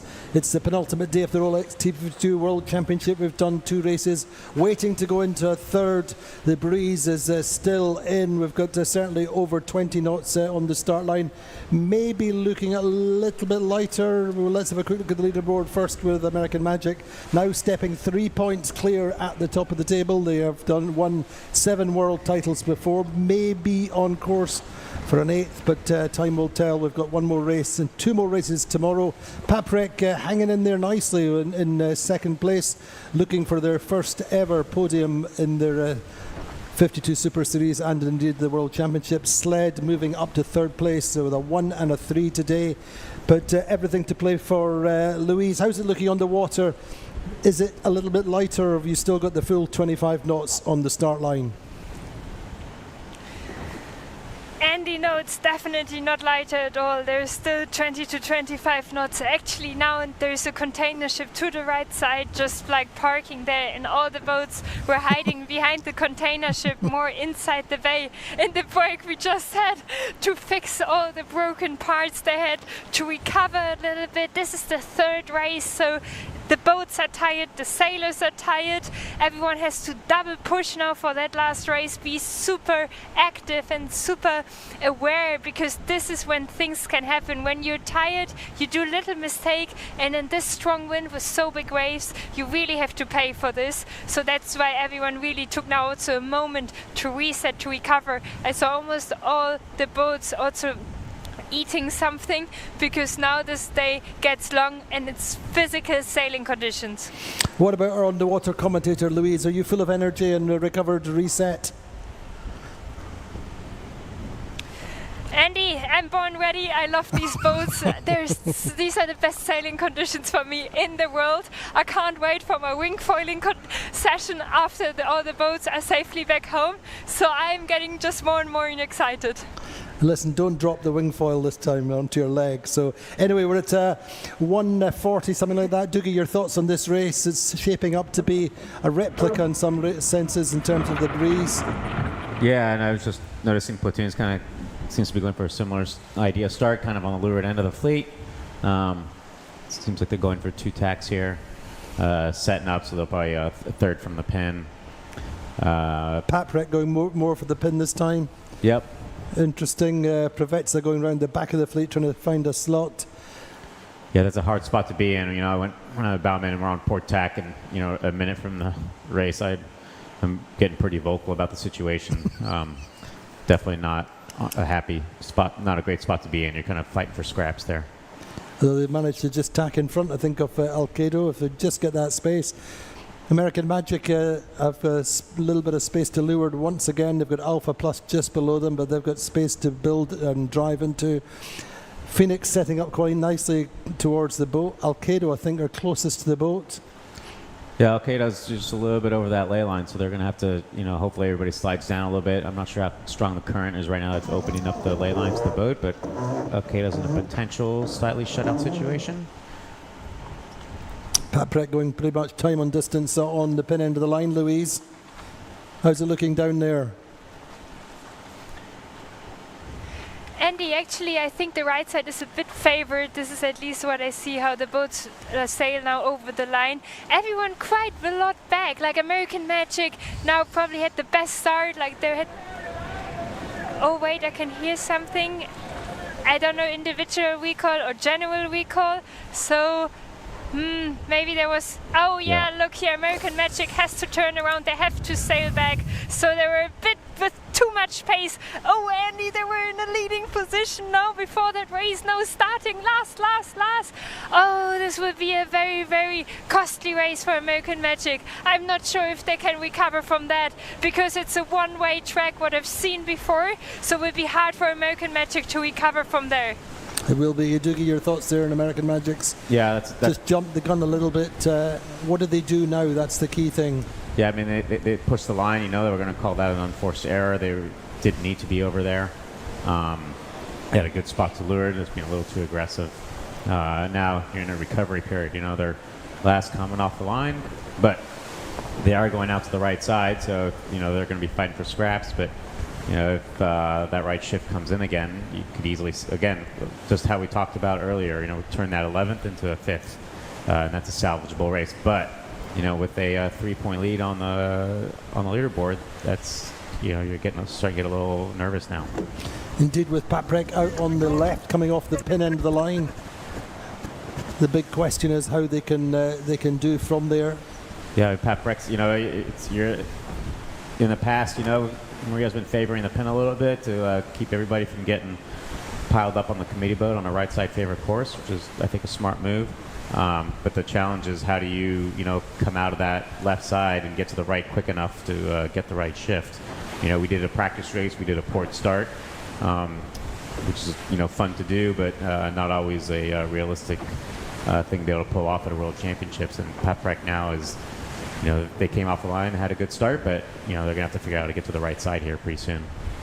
Lose your thoughts on Paprek then. They have to finish a couple of places ahead of American Magic, and they've got the potential to do that, of course, with American Magic on the back foot.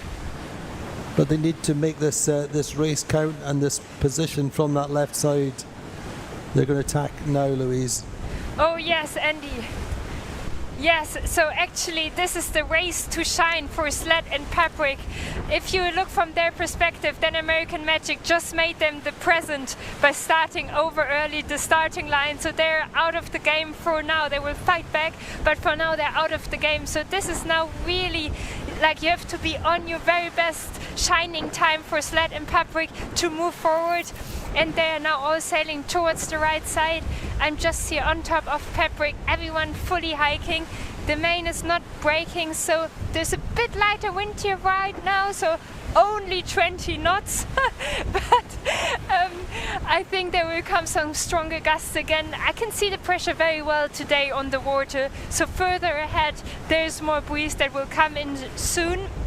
So now when you're in Paprek's position, just here on top of the fleet, you want to put the bow down, you want to reduce the leverage you have on the other boats. So like try to get in contact with the boats from the right side. Akedo, they're very much towards the right. They have been doing this now every race, same strategy, starting on the right, one of the first boats tacking to the right. So this is where you want to get closer to that group from the right side, for that right shift coming in then with the acceleration on the mountain of Sintra. But also Platoon Aviation, they seem to be very fast. They're just on top of Sled. Sled has been fast the entire week, but they look good, these three boats here on the left side. What do you think, Doogie, of the Platoon Aviation position? Yeah, I mean, I'm looking on the tracker, you know, compared to last time, you look, everybody is even. You know, we're talking, you know, 37 meters between the leader and 10th place. So everybody's within, you know, 1.5 boat lengths right now. So it's all going to play out here in the next 5 minutes as we all work our way to the right. You know, I'm still not counting out American Magic. I'm watching them there. They're in the middle. They have a clear lane. And to be honest, if I was Paprek, I'd be pretty nervous right now. You're kind of being hung out on the left side. You know the right side's strong. And, you know, I could easily see American Magic here getting back into, you know, 6 by the time they're at the top mark from this position. Indeed, they have the advantage of a completely clear lane and be able to do what they want, when they want, until they get back into the fleet. But max concentration on board the American Magic Quantum Racing. Yeah, I mean, it's a drag race right now. Everybody's, you know, trying to get to the right as quickly as possible. Looking at, you know, there's I see a lot of 9.5s in the boat speeds. So definitely, you know, bow down mode to get to the right shift, but conscious of, you know, you can't give away that much. Everybody's on port tack right now, trying to hold their lane. Sled up there once again, Louise. For me, yeah, just wanted to say, Andy, for me, Sled is really having the best mode so far. I can see here from the fleet. They made meters good on Platoon Aviation. They just seem to be a bit faster by more or less having the same height as Platoon Aviation. So they're slowly gaining on the boats around them. And I tried to understand why. Doogie, maybe you can help me a little bit in understanding this. And I've tried to understand the heel of the boat. Okay, more or less similar. I mean, the shape of the boat is different, but then especially in the sails I can see differences. So the main sail of Platoon Aviation always starts to break earlier than the one of Sled, for example. Do you think this is why Sled now starts to make meter good on Platoon Aviation? Well, for sure, anytime the main is breaking, you know, the helmsman's going to feel it. It's going to unbalance the boat, and you're going to lose rudder angle. And we're always looking for, you know, a target rudder angle. So as the main flops around more, your boat gets unbalanced. You know, that's going to affect your height. So if the main can stay steady, yeah, and you're right. You know, Sled's main is, you know, nice and steady, and it's probably giving them, you know, steady helming angle, and it's going to give them height. Kravec just tacking up there, but looking good just now, I would say, for Sled in particular. Boats on the right, Alcedo, Gladiator. Yeah, I mean, everybody's pretty even still. You know, we're all within, you know, a couple boat lengths, but, you know, we see it played out again and again, how strong this right side is, especially at the end. So you're kind of, you know, you're still pretty nervous being the left boat here. What's Michele Avaldi saying there? Well, I mean, you know, Michele, they're in the weather of a lured group. Yeah. They, you know, they're in clean air and they're going pretty well. So you're, again, that's, you know, this is a similar situation that we had earlier. If they can, you know, call that ley line right and tack just short of ley line and get the right shift coming in, they're going to be looking pretty strong at the top mark. Just kind of depend, you know, they're going to be dictated as to when Alcedo and Gladiator tack, as to whether they can, you know, tack to leeward of them or not. I think they got a boat, so they have a value to leeward of them. So they just got to, you know, hopefully they can do a nice lee bow. Platoon, they're having to tack for Phoenix. Yep, you know, so that's, you know, we're not giving away an inch. going, but Phoenix is pushing whoever they can back to the left. Probably smart strategy. Here we go. Everybody's still trying to work their way back to the right.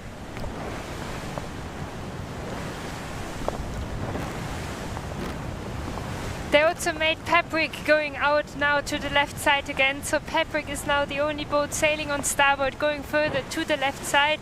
I think they listened to us. That's why they just like tucked back here onto port. But they looked good in the beginning, but now some work needs to be done here for Paprek to climb up the leaderboard. Andy, there was 2 maneuvers now more towards the left side. They might still come in strong before all the other boats are onto starboard. We've seen that the races before, that first in the tracking, the boats on the right always looked so good, but then once they had to find their lane on starboard tack, the boats coming further from the left side had a slight advantage with the left persistent shift there in the beginning of the upwind for the first half.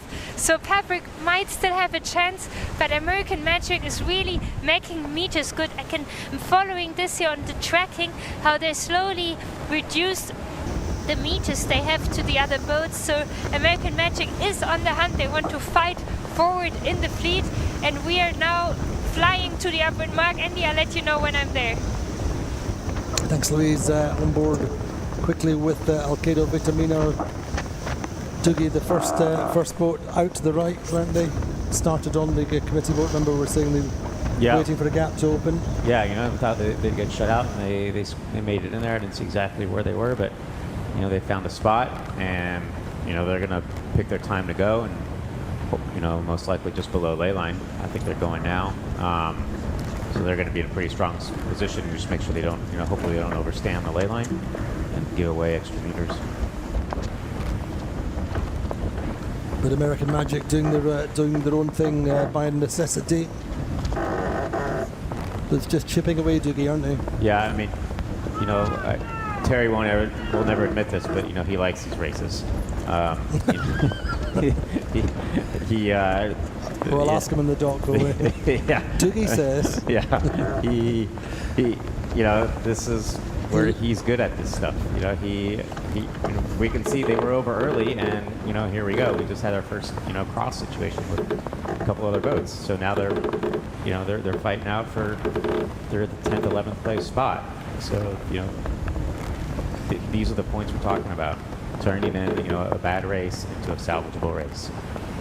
And they're doing a good job, and I think Terry having words with Alpha Plus. A few words of encouragement for the Alpha Plus team, even though they're quantum teammates. Yeah, I mean, Terry's a vocal tactician, we'll put it that way. So he, lets his feelings be known, good or bad, and he's not afraid to communicate to any other boats that are around him. I would say Vasco and him share that trait in different styles, but they're both very vocal tacticians.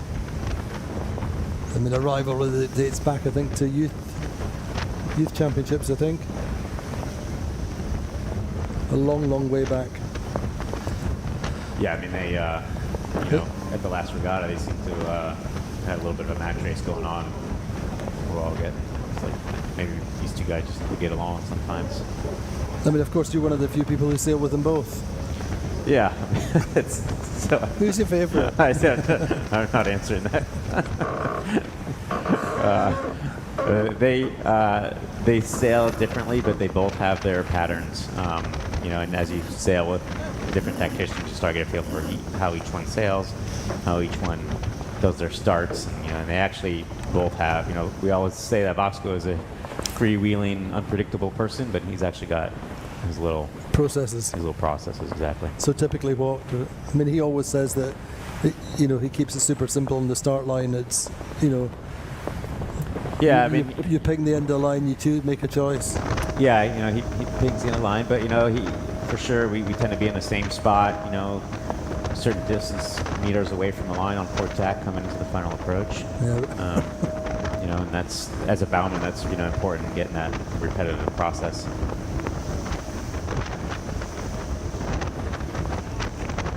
So there's Gladiator leading. Gladiator, the defending world champions, haven't won a race yet, lying in ninth on the Rolex TP52 World Championship standings for the moment. But it's super close.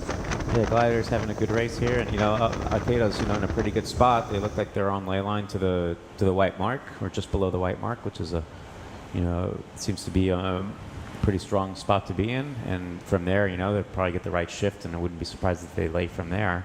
So if they can do that and no tacks, compared to potentially Gladiator's 2 tacks to get up the ley line, that'll be a gain for Alcedo. Louise, what do you think of Paprek's position at the moment? They're kind of middle for diddle in the 6th place in the middle of the course, but can't really get any further right because of Provezza. Andy, yes, so I'm at the upward mark. I made it, and actually I can already see a lot of boats who overstood the ley line. Like, I'm not sure where they want to go. Like American Magic, by far the boat overstood the ley line the most. Like, Alcedo already overstood the ley line. We can follow this on the tracking. I think Gladiator can make the mark without another tack. So I wonder if this is the right shift.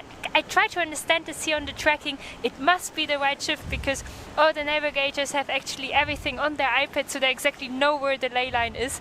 But now, I mean, almost 2/3 of the fleet overstood the ley line. This is a lot, like a lot of meters you give away in this strong wind, and this can mix up everything now a little bit again. So if we just look at the boats right now, we don't really understand yet how they will round this upwind mark, because the boats who overstood the ley line so fast, they will put the bow down and go for speed, and then they will come together with the other boats who will go in a super high mode now or need to still do some tacks to get on the ley line. But that's very interesting to see. I have not seen this before from other boats overstanding this ley line so much. Doogie, it's not unusual here sometimes, is it?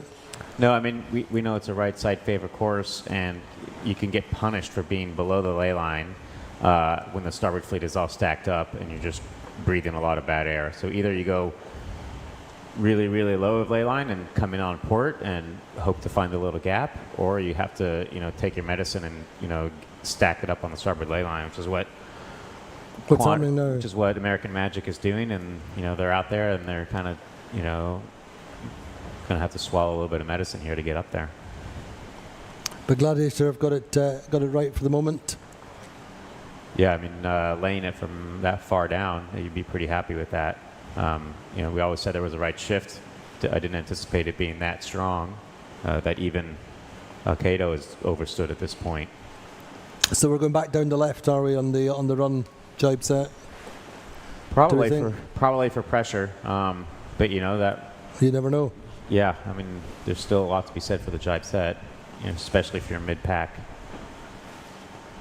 Things starting to work out a little bit better for Paprek all the time. Seem to have got a little jump on Provezza because of this situation. Yep. Yeah, hopefully Paprek can make it from there. Paprek on a little bit slender ley line, maybe, Louise? Oh yes, Andy, it's tight for them, but Gladiator will make it, and we saw Paprek already the other days. It's one of the specialities to be on super thin ley lines where you can't breathe because it's so thin to make the mark. But now with Sled undertaking them, it's even tighter, but they will round the mark, I think. But super much concentration, high concentration required now as well from Sled to round that mark without touching it. Indeed, Alcedo round in second. Sailed a great first upwind, then Sled. Yeah, so Alcedo here, they're setting up for a jibe set. So they're going to be one of the first ones going the other way. Allegra in good shape in fourth. So Gladiator going for a straight set here. And Paprek get round in fifth, all credit to them. With a little bit of a gap back to Provezza and Phoenix. It's a well-executed jibe set, so they should be able to get going, and we'll see how this turns out.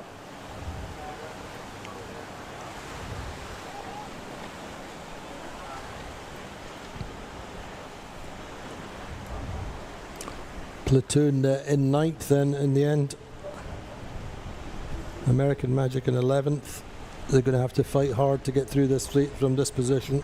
Yeah, on this course. It's very one-sided at the moment. To talk about jibe sets, seems like a straight bear away from Gladiator, isn't it? Yeah, it's a straight bearway set from Gladiator. We had 2 boats to do jibe sets, I think. Alcedo, one of them.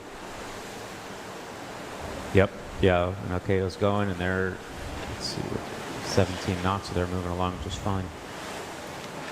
Louise, how's it looking? It's say we see Gladiator going for a straight bear away. Paprek also early jibe from Alcedo. What's your thoughts on this run as a world champion?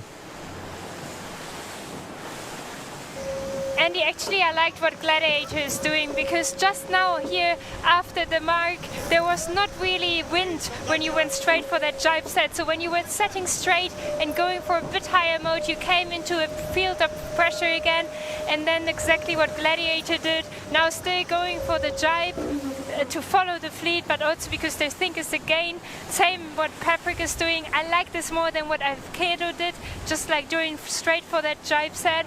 But we will see, because for now I can see on the tracking that they really made a lot of meters there again.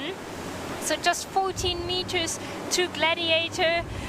I mean, they will come again with a starboard advantage then once they jibe after. So Alcedo will then be strong on Gladiator, as Gladiator will be on port. But just after the mark, the straight set looked better than the jibe set. So that gives you a quick look at the projected results at the moment, the projected standings after this race. If positions stay the same, Paprek would go into the final day with a lead of 1 point ahead of American Magic Quantum Racing. Sled would be in third with 12 points of advantage over Alcedo Vitamina, which by all measurements, well, there you go, as if to ruin our day or whatever. American Magic and Paprek just even, so American Magic must have taken a place as we're speaking. We had a great downwind once again, Doogie. Yeah, you know, there's still holes out there. It's windy, but you want to jibe in the pup. You know, you want to make sure you're not finding the hole and jibing in that. So there's huge losses and gains to be made on these runs. You know, that was one of our downfalls on the first day. We jibed and we found a massive hole, and we were 2-3 knots less pressure than anybody around us, and we turned a third into a bad race. Indeed, Louise, how's it looking on the run from your perspective? You're presumably quite close to Paprek, maybe? Yeah, Andy, so for now we're trying to catch up here with Gladiator. They're going very fast. It's so much nicer in these conditions to be on a sailboat than on a camera boat.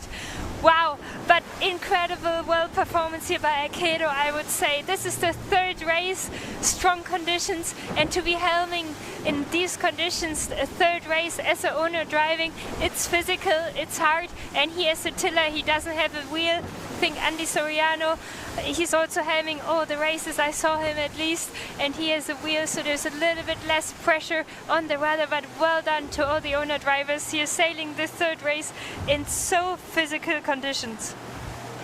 Yeah, he's really loving his time in the 52 Super Series and his first ever Rolex World Championship. They're taking the Regatta 2 Sled as best they can for the moment, although Sled are only a couple of places behind.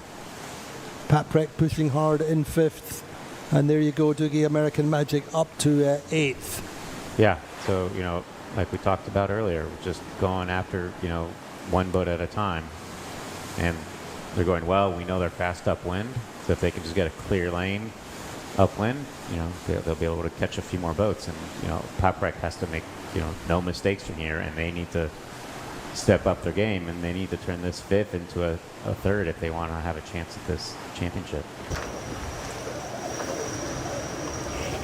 Doogie, I think you just mentioned a very interesting point. I also think that American Magic is one of the fastest boats here from the fleet. So I don't think there's the risk then to push the start so much, to start ahead of all the other boats and then be over the line. Usually then you can start in the bow line or even slightly bow back because you have the speed and you know you can do well and you can turn a 5th to a 2nd place. So do you think they might have pushed their risk a little bit too high there at the start? You know, I was sailing a couple weeks ago on a Great Lakes 52, and my coach, or our coach Steve Erickson, just gave me the exact same lecture that you did. The boat is fast, don't push the start. And that's really, really hard to do. You know, as a bowman and as a tactician, as a helmsman, you try to have the best start you can.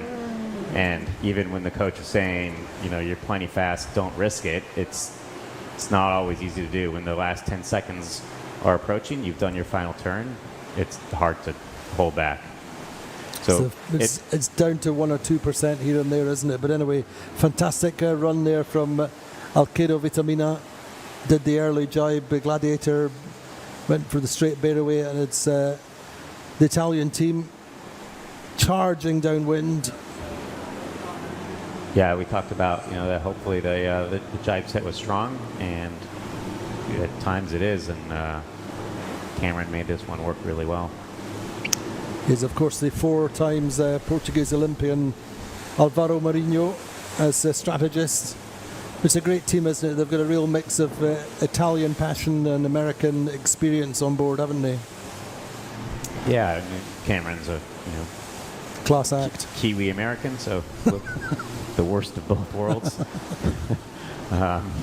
Yeah, and then you have Luke on the runners, who's works with Doyle, so has an intimate knowledge of the sails and design process and how they're built. So anytime you have somebody like that on a boat, it ups the quality of how the boat's being sailed and how the sails are being used on the boat.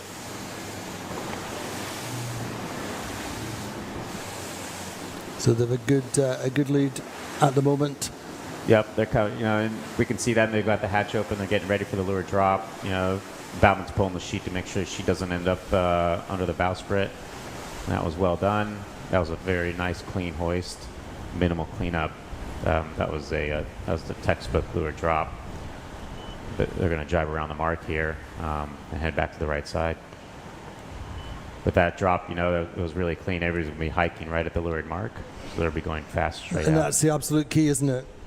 Yeah, I mean, you always try and not end up on the bow at going around the mark, and have everybody on the rail, and they've done a really nice job on this one.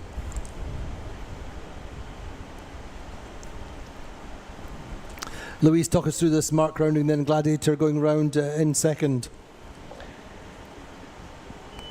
Yeah, I think it was interesting, like when Alcedo was coming towards them on starboard, that Gladiator decided to not jibe on them or something, because for me, if they would have jibed on them, they would have been already on ley line for the other mark, but no, they decided to pass behind them. They didn't have to change course or anything for this, but then to protect the fleet behind Alcedo. So that's interesting when you look at their risk management. They were not looking anymore to defend or to attack Alcedo. No, they actually wanted to protect their second place. I think that's the right move here. They're extreme conditions, survival conditions for these boats. So better protecting than attacking and then losing big time as they had the race before, where they fell back from a 3rd place to a 10th place almost. So I think that was well played, but wow, what a mark rounding situation here as well by American Magic.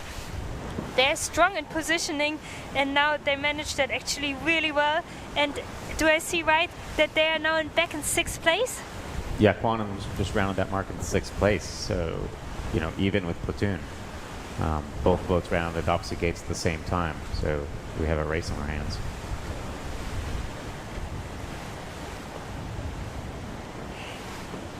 They actually overtook Paprek with that mark rounding. There was good positioning coming into that mark here. So now they're sailing towards the left. I'm just here in leeward of them. They prepare for their attack. Paprek is undertaking them, and I think that's exactly the right move if you're on Paprek, because they didn't look strong on Quantum. That's at least what I saw from my perspective. I probably had more or less a similar perspective as American Magic had. So when you're not strong on the boat, then it's better to undertake them, especially when you think the right sail will work as Magic again with the right band there once you're on to starboard. We're starting to get down to critical points now between Quantum and Paprek, and you're at the point now where you got to kick them while they're down. And if Quantum's having a bad race, Paprek really needs to go after and tack on them and make them suffer. And I promise you that when the two come together, Thierry will take no prisoners and will push Paprek as far back as he can. So it's time for Paprek really to pull the gloves off here and start being mean competitors on the water and really take no prisoners. And any mistake that Quantum does, they have to really make them suffer.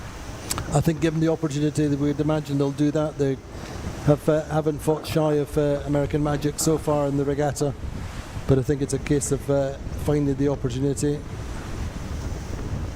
But they are boat for boat at the moment, Louise, aren't they?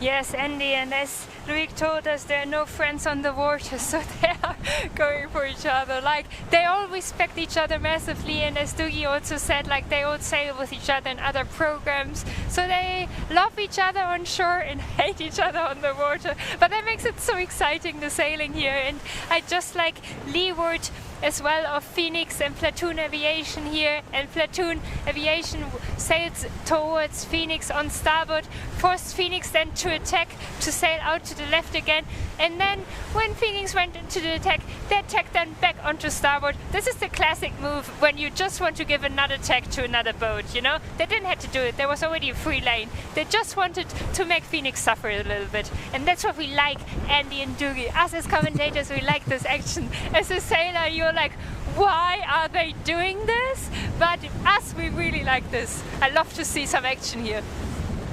We do indeed, and at the moment it's really between the top two boats on the regatta standings just now. American Magic 3 points clear after that second race of the day. Paprek fighting hard. Paprek's not in a terrible position right now. They're lured of the lead group of the competitor, if you will, of American Magic. And if they can hold that lane and attack when they want and not when they're dictated to, they have a chance of coming back to American Magic and trying to push them back a little bit.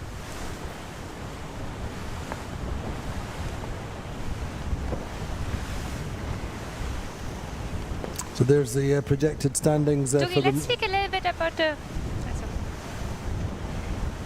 Go on, Louise. Yeah, I wanted to speak with Doogie a little bit about the setup of the boat in these conditions. So for me it's so interesting to learn as well about it, like to see some similarities to other boats but also some differences. And in these strong wind you want to have a super stiff rig, so you put all the chimps in you have for the mast, right? So and then you use the smallest sails you have, so you go for a J4, you go for the small mainsail. And what else can you do on these boats? Well, I mean, you're right. You're gonna have max shims in, so you're gonna be at max jack pressure. Some boats are playing around with their rake and being at different rakes and still keeping the mass at max jack pressure. Everybody's got a different technique on how to do that. But yeah, for sure, J4s, the smaller jib's gonna mean you can keep your main more settled and not backwinded. It's gonna give you a steadier helm. You're gonna move your, probably make sure any weight that you're carrying in the boat is probably not forward of the mast. Make sure your bilge pumps are on, that they're working and making sure they're getting all the water out from downstairs. And your crew weight placement. You're probably hiking pretty far aft, even upwind, and then downwind you're all the way back. And as we've seen, some teams are even double stacking, which means they're willing to lose a little bit of riding moment to get more weight aft.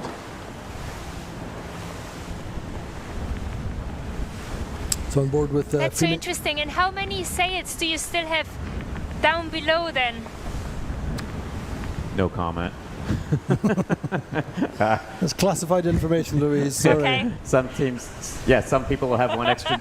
Some people will have one extra jib. Most teams will have probably at least 2 kites on board. But that's the rest are in the rib. Understood. We can discuss it later if you want, over a beer. Anyway, Alcedo Sounds good. going really well with the lead over Gladiator. Sled heading for a pretty solid day. They'll do 1:33, I think, for the day. Doogie's not bad at all, is it? Yeah, that's anytime you can do 2-3 races and end up in the top 3 consistently in this fleet is more than a win. Oftentimes you talk about, if you can average a 4th or 5th, it's going to win you the regatta, which is hard to believe. But so if you come out of the, and some days it just works out that way, where it all clicks, and you take those days when you can. Indeed, Don Curry will be able to rehydrate slightly this evening, but not a lot. Yeah, it's hard because you have a good day, and then the following day, we saw this with Sled. They had a great first day, and then the following day they had a rough one. Well, that's right. They went 1-3 and then 9-8-8, and then 1-3 again. Yeah, and that's so common among the fleet, and if you can smooth that out a little bit, it's going to make your regatta a little less stressful. But again, that's how we talk. How do we turn those 8s and 9s into a 5 or a 4? And the answer is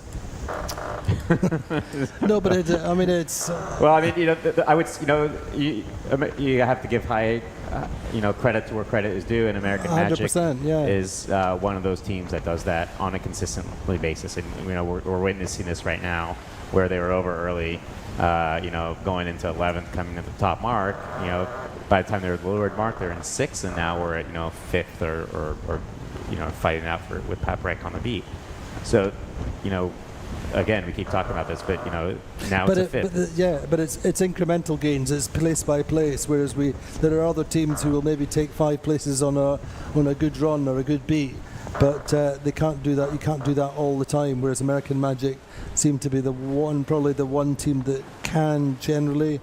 Gladiator are pretty good at it if it's the right course. Terry's a conservative tactician, and he's going to take the one boat he knows he can pass, and he's going to work on that boat, and then he's going to go after that. He's going to go after the next boat. And if you can, if you have 4 legs in a race and you can keep doing that, then all of a sudden it's a lot of points. So, yeah, it's not always a high reward strategy. It's not always you go from first to last.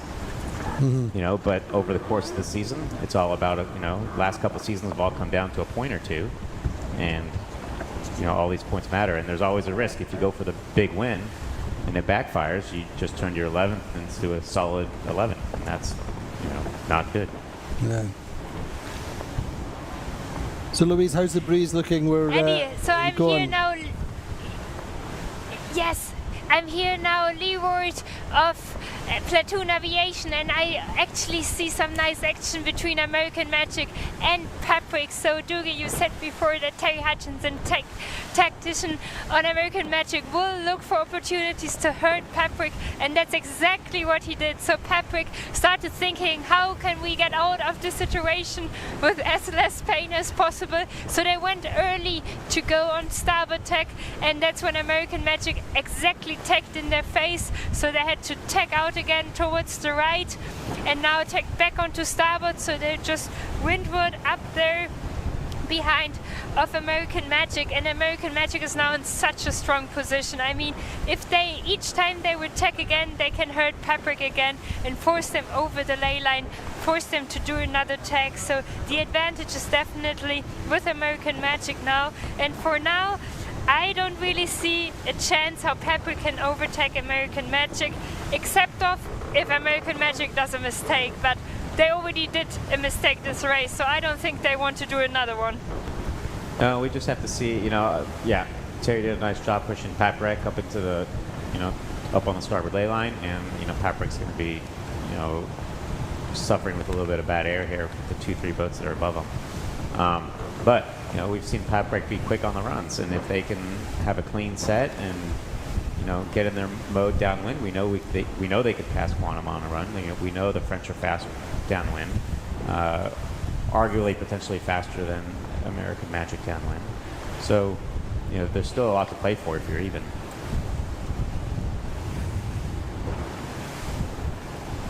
Great to see Terry, a little exchange between Terry Hutchison and Loic as they left the dock, and Terry walked past, and Loic wished them all the best and said, don't be too good today, but have a good race. And a nice little rivalry and friendship between the two tacticians. But just noticing here the difference in sales, and it almost seems like that maybe Al-Qaeda has a J35 up. Seems like they're a little slightly higher hoist sail than the J4 that they have on Gladiator. So we potentially saw some different setups out here.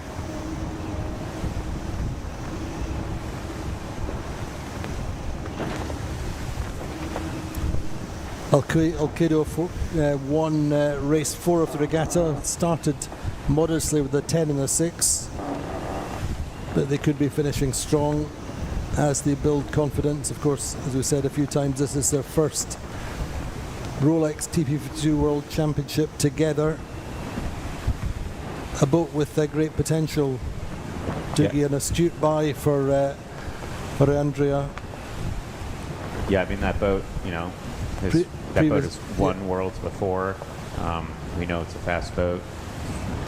We know we know it has good sailors and good sails and good equipment. So everything goes well. They're a very strong team, and they were strong in Bayona. They had a good event in Bayona.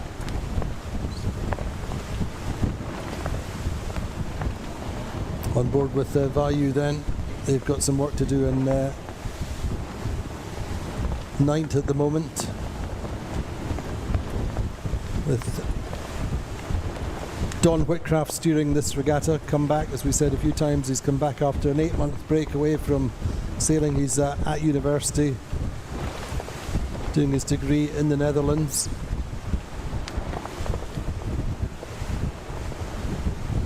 So in the meantime then, Al-Qaeda leading around the top mark soon, Louise. Andy, I just arrived at the top mark here and it's fully on. Like, there's a big gust now, stationary here, quite local at the top mark. A lot of pressure at the top mark we had before the first upwind here of that race. There was a bit of a lull, but now the pressure is completely on.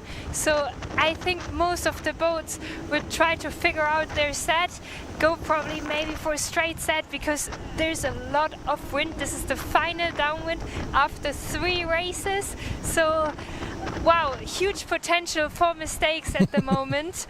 And then once they are safe, they're set with the kite, then they can start thinking about a jibe set. Like, I would be super careful going straight into a jibe set, Doogie. What do you think?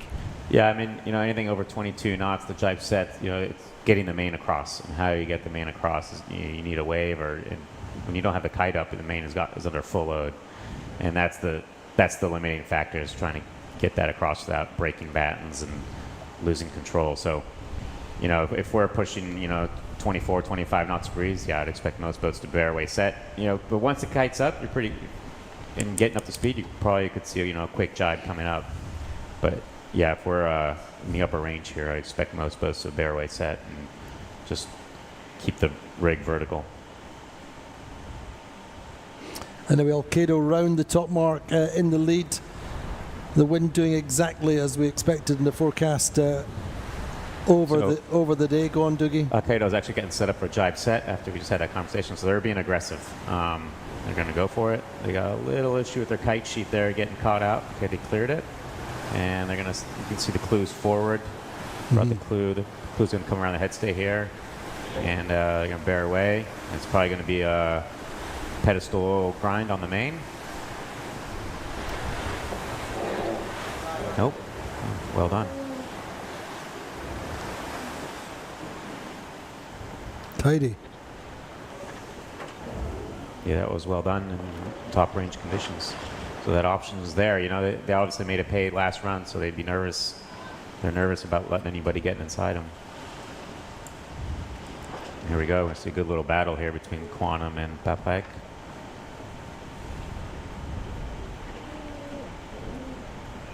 Quantum can't really tack right here. You kind of have to wait. Interesting, eh? So now Loic's played this well, but can he get across without? So you're gonna have to duck. Oh dear. Oh dear. You can say that again. Paprek, just pinned. So that was Paprek. Had to be able to. Didn't use the main and couldn't bear away there, and that's going to be a very costly mistake.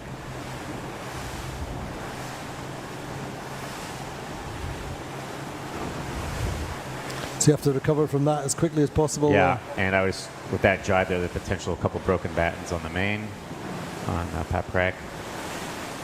They should be able to get in just round after Provezza. But it also cost American Magic places, didn't it? Yeah, but American Magic's goal at this point is to stay ahead of Paprek, and Terry was patient there and found a hole. I wonder if Paprek had an issue with their main not being able to ease it, so because they had to duck Platoon. But that was unfortunately a poorly executed top mark approach from Paprek. So dramatic top mark for Paprek and American Magic, Louise. Oh yes, and oh god, that was heartbreaking. I already thought, oh, what a great action there playing with American Magic, but that was a little bit too much played. Oh, but also American Magic now going for a jibe set in the Janaka in the jib. This looks very messy, like these two teams really pushing, and I think pushing too hard. Janaka is still not filled with air, so still not really flying. Wow, a lot of things happening now here on the final downwind here of the final race of the day. Like they really try to push, but can't really execute what they want to do, both teams. Yeah, problem for American Magic. I think they've got a sheet high up or something, is there? Yeah, well, the sheet was caught a little bit up there, but basically the head of the kite looks like it got jammed around the head stay. The kite got caught in the jib on the maneuver, and then the head was proceeded to get caught around the head stay, so it kept it getting max hoist. Interesting, then they're just losing Provezza, I think, in that maneuver or that problem. Yeah, I mean, again, that whole time they're probably going 11 knots, and their competitors are going 20. So on board with Gladiator coming down this, or looking at Gladiator closely coming down this final run. They are in the 5th place on the Regatta standings. American Magic, as things stands, it would be 4 points clear of Paprek. Paprek 4 points clear of Sled by virtue of this pretty stellar day all in all from the American team. So the leaderboard closing up, watching Guillermo Parada steering the Gladiator downwind, Simon Fry, stir fry, trimming. What do you think about their setup there, Doogie? It's a little bit wet. Yeah, there's plenty of water. I promise you downstairs is it's like a rainforest down there. But they look clean. They look, they're stacked aft. Cap flap was going up and cleaning, doing the usual, cleaning up the cockpit stuff. But the boat looks well settled and you had a good angle of heel.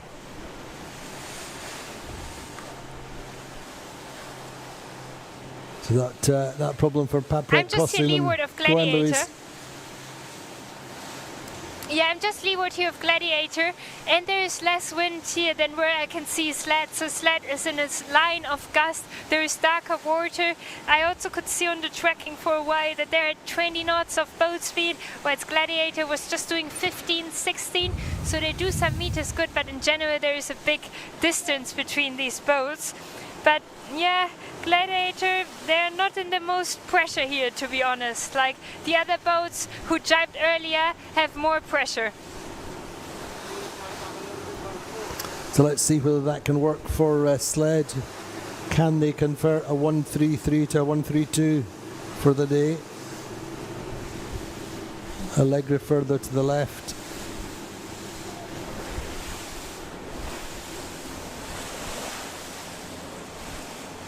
Okay, though, a little bit slowed for the moment.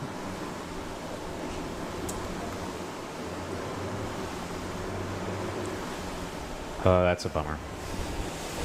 Spinnaker problem once again with Provezza. So, as well, yes. No, this is this is Provezza. They just ripped their kite. I think this happened after the jibe or something. Oh no, I'm feeling so sorry for this team. Doogie, this really, really hurts, no? When things like this happen, this is just painful, frustrating. Yeah, things just start snowballing, and it looks like it tore from the top, so it potentially, it hit the jib or got wrapped with the jib and the jibe. It's usually what causes a tear like that in the spinnaker. Overall, though, things moving in Sled's direction very slightly in terms of the overall for the day, with American Magic in 8th and Paprek in 10th. It's a bonus for the Sled team, lying 3rd just now, chasing these two boats in front. Great battle between Gladiator and Alcedo, a little bit reminiscent of what we saw in the previous race. And this is important for overall points because, Quantum did a good job coming back in that race, but had that bad rounding, and that cost him a lot of points. Now overall, Sled's in 3rd, but, all of a sudden, if there's 2 races tomorrow, it could be, a different day. But for sure, Alcedo sailing beautifully downwind. That jibe set worked for them a little bit, didn't it?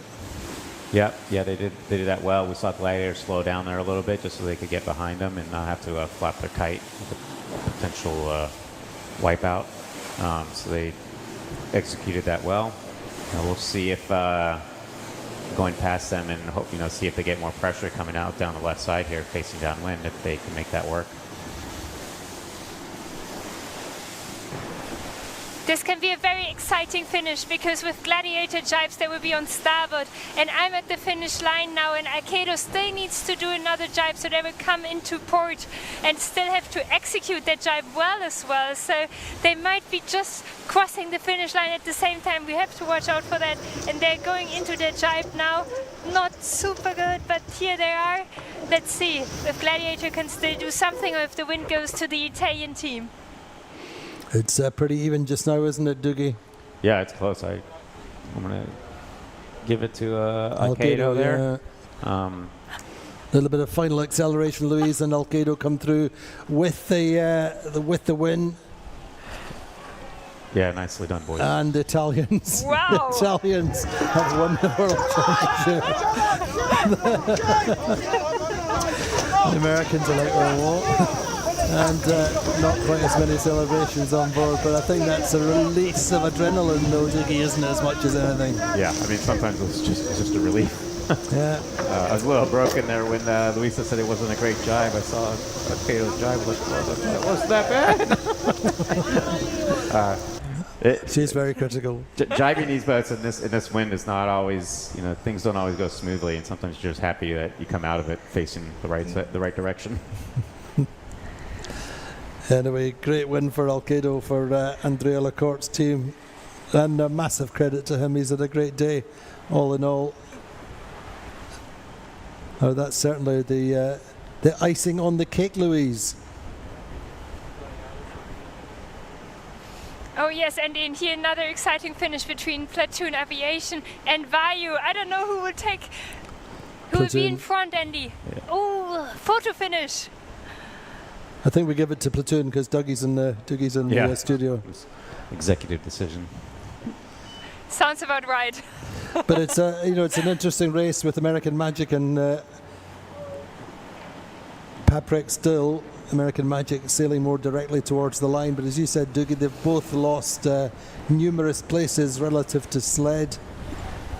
And yeah, I mean that was they both kind of choked there.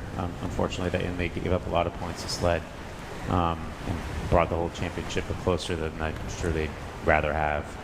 But all good for us and the spectators. Yeah, but Quantum sailed that race pretty well. They got themselves back in position, and at the end of the day, they did put more points on Paprek, and they put widen their gap on Paprek, which is at the end of the day, that's your goal.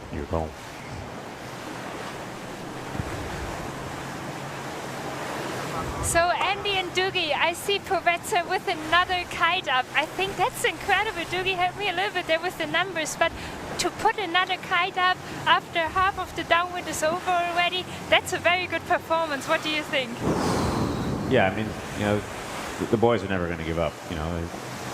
Broken kite, you're still going to get another one up and go. But a really tough day for them, 10, 11, 11. It's pretty heartbreaking stuff for a team that were, a couple of years ago, they were top of the table. They were the most consistent boat, winning more regattas over the course of the season, and ended up tied with Platoon. Yeah, I mean that was a tough season. Aren't they all tough? Anyway, what a fantastic day of action. Credit to the race winners that we've seen, and it's going to set up a big, fantastic finale tomorrow, and we're expecting it to be breezy, Doogie, aren't we? Yeah, I think the forecast is going to be top end, or above that. So it'll be interesting to see what happens and where the race course is and gets moved around to try and pull off a couple of races. So, Louise, your thoughts, principally looking forward to tomorrow then. Who's your money on? Oh, Terry's not happy.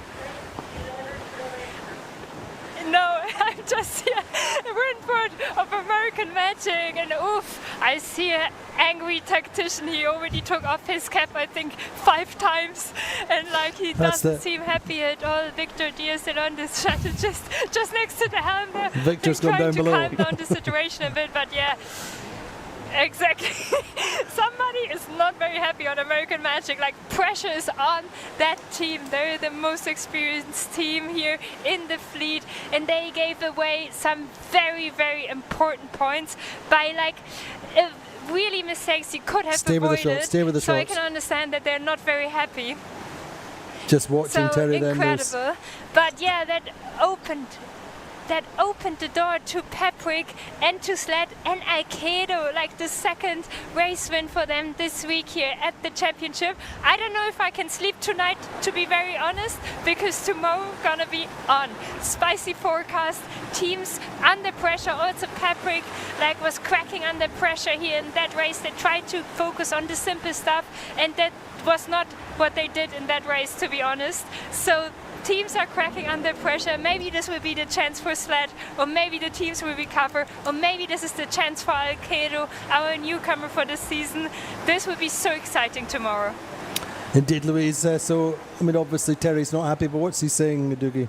Well, he's giving everybody a quote motivational speech.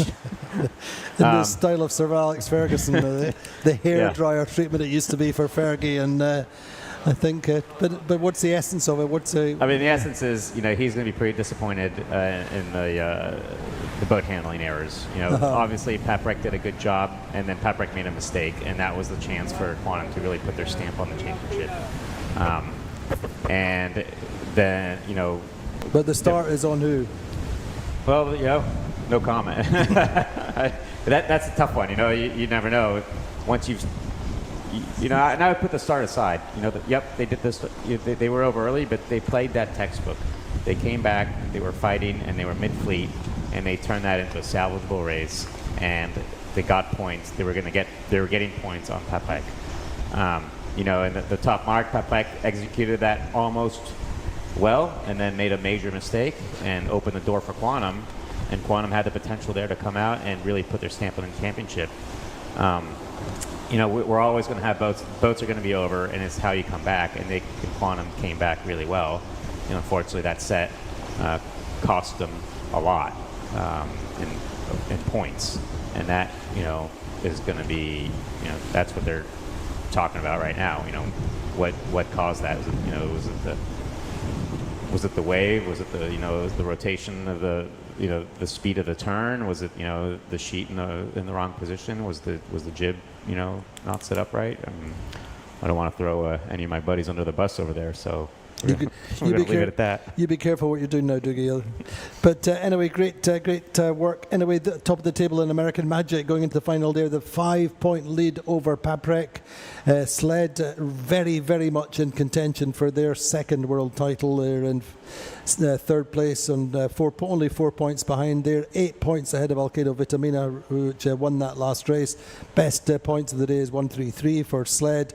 Otherwise, Gladiator in 5th, Allegra 6th, Platoon Aviation in 7th, Vayu 8th, Phoenix 9th, Alpha Plus in 10th, and a really tough day for the boys on the Prevetsa.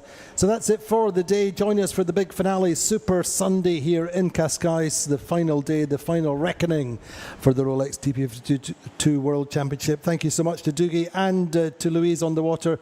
Join us tomorrow. We'll see you then.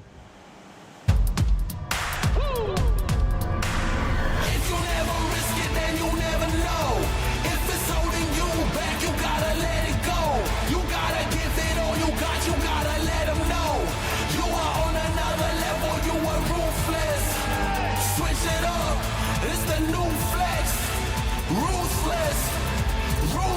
this.